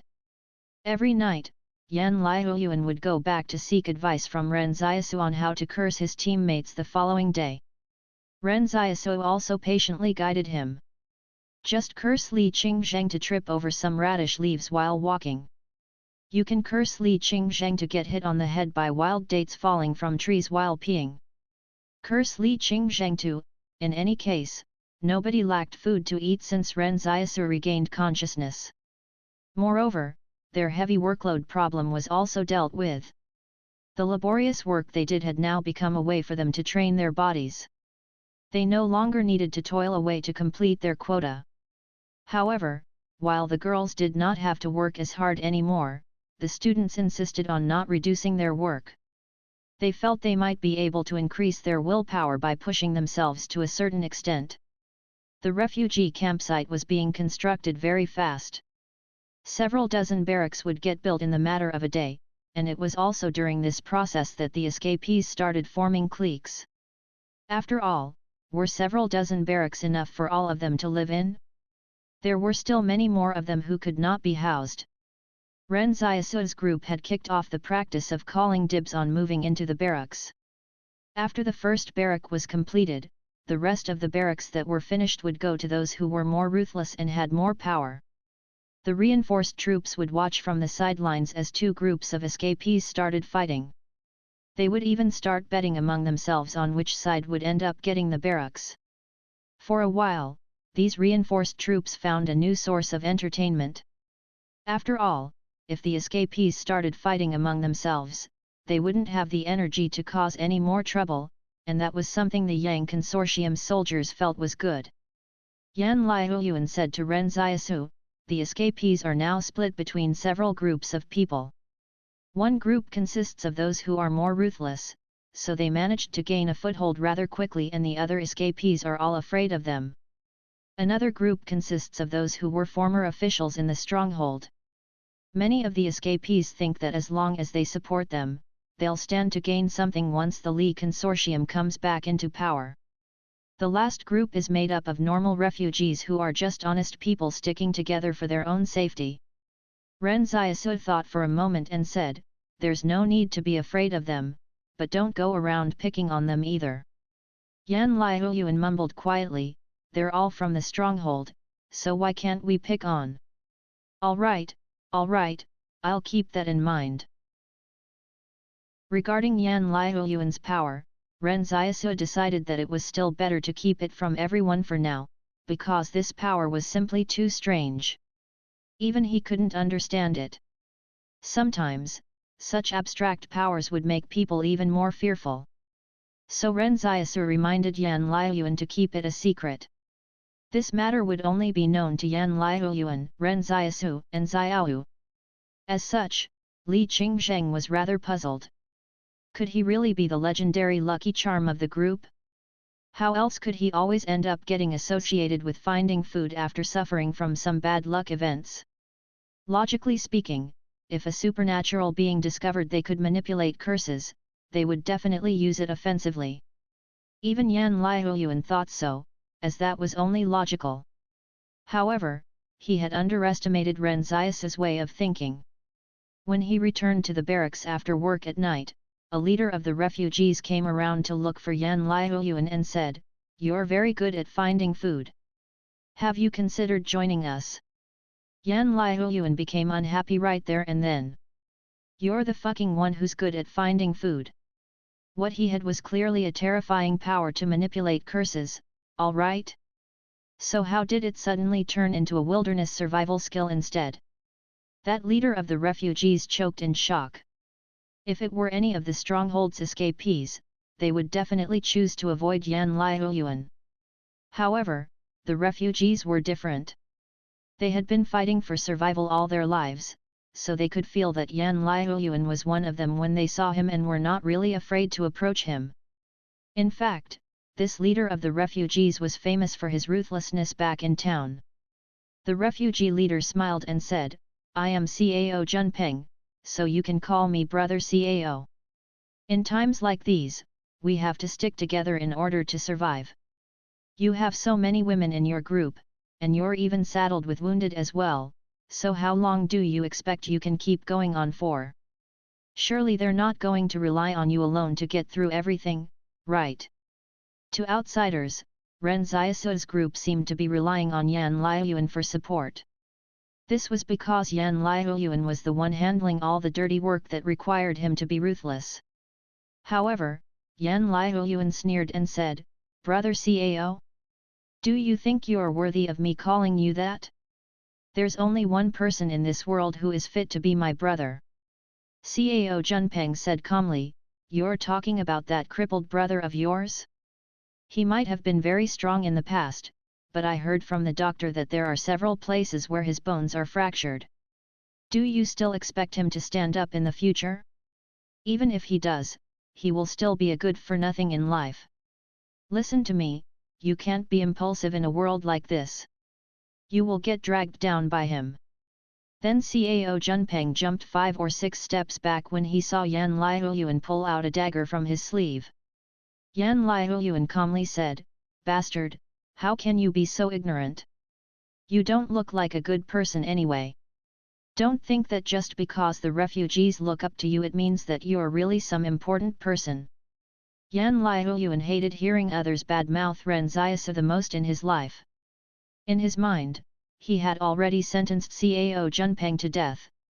Ren Xiaosu was inside the barracks all this while, so he could definitely hear what Cao Junpeng said. So how could Yan Liuyuan allow others to speak badly of Ren Xiaosu like that? Everyone knew that Ren Xiaosu was Yan Liuyuan's brother. The doctor who had treated Ren Xiaosu was a gossip, so the other refugees were probably aware that Ren Xiaosu was going to be crippled. But only Ren Xiaosu and the others knew who the actual person in charge of their group was. Would Ren Xiaosu become disabled? Of course not. Suddenly, Ren Xiaosu said from inside the barracks, "Liuyuan, how can you speak to others like that? Apologize." Yan Liuyuan smiled at Cao Junpeng and said, "Sorry, I shouldn't have said that. You don't look like a good person. You look pretty good." But just as he finished saying that, he heard Ren Xiaosu say, "I told you to apologize, I didn't ask you to lie." "Oh." Yan Liuyuan said, "I was mistaken." Cao Junpeng sneered. "How many of you are there? Do you really think we won't dare to touch you? You're already behaving so disrespectfully at such a young age. We'll see each other on the construction site tomorrow. After you're dead, let's see what happens to your brother. And those girls in your group? They'll probably lead a life worse than death when the time comes." Although the troops did not intervene with fights that took place at the campsite, killing people was prohibited. If anyone killed someone, they would be severely beaten up and have their workload doubled as a punishment. But there was no such rule at the construction site. When Yan Liuyuan returned to the barracks, Ren Xiaosu said, "Don't worry, I'll handle it." Yan Liuyuan was taken aback for a moment. He knew the other party's threatening words had crossed Ren Xiaosu's bottom line. If it were the past, Cao Junpeng would have died on the spot. But how was Ren Xiaosu going to solve this matter? Ren Xiaosu moved his hands and feet to loosen up a little. Although it had only been less than 10 days, his fractured bones had already started healing. While he could not exercise vigorously yet, he could just barely walk with assistance from the nanomachines. Ren Xiaosu said, "When I cause some chaos later tonight, we'll find an opportunity to leave this place. Liuyuan, keep an eye on the situation outside." Yan Liuyuan's eyes lit up. "Sure."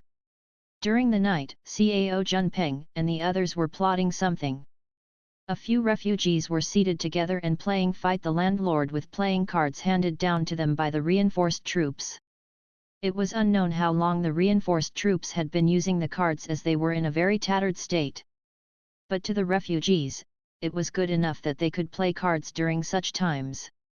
If they wanted to form an alliance within the refugee camp, they had to first have a good relationship with the Yang Consortium soldiers. Otherwise, it would be considered an unlawful assembly and they would be punished for causing trouble. A few days ago, Cao Junpeng had caught 2 pheasants and sent them to the reinforced troops as a tribute.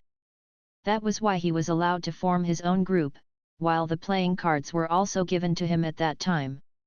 It was like he was bestowed a gift by them. Cao Junpeng said, "When we get to the construction site tomorrow, we'll drag that kid into the forest and kill him while the soldiers aren't paying attention. Remember, cover his mouth and don't let him call for help. Wang Fugui is on very good terms with the soldiers too, so we don't want any trouble. Isn't that Wang Fugui just a lackey who serves tea to the soldiers? What's there to be afraid of?" A man shouted out loudly, 1-3. Only 3 people could play at once, so the rest of the followers sat around to watch and listen to them. The inside of the barracks was filled with the stench of feet. 1-4. Cao Junpeng drew a card and played it onto the table. But at this moment, a hand suddenly reached in from the side and threw out 4 threes onto the table. Cao Junpeng immediately cursed. "I only played a 4, but you actually played 4 threes. Do you even know how to play? Hey? And didn't 3 already get played? So where did these 4 threes come from? You're freaking cheating." Something's not right. I wasn't the one who played these cards, someone said.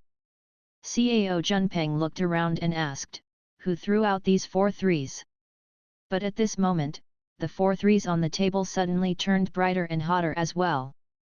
With a loud boom, the newly built wooden barracks had its ceiling blown sky high. It was like they were chicken casserole baking in a pot. No one could get away from the explosion. When Ren Xiaosu heard the voices outside, he suddenly said to Wang Fugui and the others around him, "Get ready to run." They could not head north now since they did not have any status. With the roads to the north full of the Yang Consortium's troops, they would not be able to pass through the checkpoints for sure. They couldn't head east either as the experimentals were still there. It was even more impossible to go south. That place had now become the main battlefield for the Yang Consortium, Li Consortium, and Qing Consortium. After the Yang Consortium and Qing Consortium successfully broke through the first layer of defense, they immediately joined forces and closed down on the south. That left the Li Consortium in a sorry state. Therefore, they could only head west where there was a mountain range that stretched for hundreds of kilometers. It was said that very few people could pass through it, and no one knew what was in there. But that was the only direction left for Ren Xiaosu and company to take. At least, they should be able to rely on the power of the brambles and survive there for a few years. But when the sound of the explosion rang out, the Yang Consortium's troops arrived at the scene too quickly. The 2 reinforced companies seemed to have already prepared a contingency plan for such situations. The perimeter spotlights instantly lit up around the entire camp, and the soldiers that were patrolling immediately placed the campsite under strict lockdown. Ren Xiaosu stood at the door and frowned. The Yang Consortium's military standard was much better than he had imagined. It was no wonder they could win against the Li Consortium head-on in battle. It looked like the Yang Consortium had been preparing for this war for a long time. At this moment, the Yang Consortium's officers arrived at the site of the explosion. Ren Xiaosu quietly observed from the periphery while the other refugees stood far away and did not dare to get close. It had been very peaceful at the campsite, so who could have expected such an accident to suddenly occur? However, what surprised Ren Xiaosu was that not all of the people in their barracks had died. There was still one person who was lying on the ground gasping and shouting for help. It seemed that the power of the 4 threes was still somewhat limited. Ren Xiaosu sighed. However, he was not worried about anyone linking him to the incident just because there was a fortunate survivor who might be able to offer some clues. The combination of the shadow door and explosive poker cards was simply a super stealthy explosive weapon. Within a radius of a kilometer, he could cause an explosion to whoever or whatever he disliked. The precision of which the shadow door could be controlled had been reduced to a distance of less than a meter by Ren Xiaosu, so there was practically no margin of error anymore. Counting all the powers that he had now, the combination of his shadow clone and the city crusher would allow him to execute head-on attacks. The shadow door and the explosive poker cards were useful for carrying out long-distance sneak attacks. Then there was the technique of stabbing people in the back too. On the whole, there were no obvious shortcomings. A Yang Consortium officer stood next to the survivor and asked, "Why was there an explosion? Were you all secretly hiding weapons from us? Out with it, are you all enemy spies?" The power of the explosion just now was comparable to 2 hand grenades. Although the explosion did not sound like it, it could mean that it was some other explosive weapon. Since this was wartime, the Yang Consortium soldiers linked the incident to foreign spies, although they did not understand why the bomb would explode. The survivor shouted, claiming innocence, "Sir, we're not spies. I was just watching them play fight the landlord just now." But suddenly, someone played a bomb made of 4 threes and it ended up exploding. The survivor felt like something was not right with the officer's expression. The officer got so angry he laughed. "You're saying you were watching the others play fight the landlord, and then a quad 3 bomb was played and it ended up exploding?" The survivor nodded frantically. "Yes, yes, yes. That's exactly what happened. In fact, Someone already played a 3 earlier, so I don't know where the 4 threes came from. Would you like to tell me all the cards that were played? The officer said expressionlessly. I can't remember, ha. The officer said with a dark expression, do you think I'm easy to bluff? Drag him away and interrogate him through the night. Find out if he still has accomplices in the camp. As for all of the other refugees, get them to lay where the sentries can see them and have them start doing push-ups. Ren Xiaosu listened to everything from the sidelines. He knew what the survivor had said sounded absurd, but it was truly what happened. Bro, Yan Liuyuan said, what should we do? If there's no chance, we'll just have to wait for one. You should also make observations of the terrain around the construction site these next few days. Ren Xiaosu said, there might be an opportunity if we go through there. The construction site was in the wilderness. If it were only Ren Xiaosu and Yan Liuyuan, they would have fled long ago. But many more others were in the group, with over 30 of them in total. If they were to escape together, the size of their group would be too noticeable, while the girls and the wounded might also get caught at any moment. Yan Liuyuan thought for a moment and said, the chances of escaping through the construction site are slim as well. That is, unless you fully recover, then we can kill our way out with everyone. That will be our last resort, Ren Xiaosu said. Ren Xiaosu then went back to the barracks and continued lying down pretending to be injured. Well, it wasn't actually pretending since he was really injured. Although they couldn't get a chance to escape this time, it was still good that they got rid of a latent problem. After all, those refugees were wild in nature and had developed an aggressiveness brought on by the wilderness, so there was really a chance they could threaten the people around Ren Xiaosu. Then that survivor was taken away by the Yang Consortium soldiers to see the reinforced company's commander. The survivor suddenly shouted, Sir, I suspect that it was Yan Liuyuan and the others who did it. Our boss got into an argument with him earlier tonight and was thinking of killing them at the construction site tomorrow, but we allowed them to gain the upper hand in the end. That must be what happened. Ren Xiaosu was stunned for a moment in the barracks. That guy was not stupid since he managed to guess the truth. Oh, that shouldn't be it.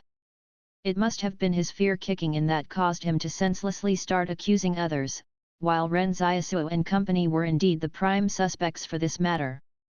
The Yang Consortium's officer looked suspiciously at Yan Liuyuan and the others. When he saw Wang Fugui, he froze and said, So you all did it. Wang Fugui quickly faked a smile and said, Sir, he's slandering us. We didn't even leave the building. You can ask those around us. We're so far away from their barracks, so if it was us who did it, we would have been seen moving around there. The officer looked around and said, Did anyone see them near the explosion? Be honest and you'll be rewarded. You won't have to perform hard labor in the future. However, the offer was met with the sound of silence all around, although someone did say that they only saw Wang Fugui and the others coming out of their barracks when the explosion happened. Wang Fugui was someone the soldiers were familiar with. No matter how cold they were, they would still trust a person they knew. Furthermore, others also testified for him, so Wang Fugui's credibility greatly increased. The officer sneered at the survivor. I don't care how many lies you're telling right now. There'll be plenty of ways to make you tell the truth later. The survivor was almost in tears. All he had done was to watch others fight the landlord. However, after the officer brought the survivor back, he gave the matter a bit more thought and instructed, keep a closer eye on Wang Fugui and his group. Inform me immediately if there's anything suspicious.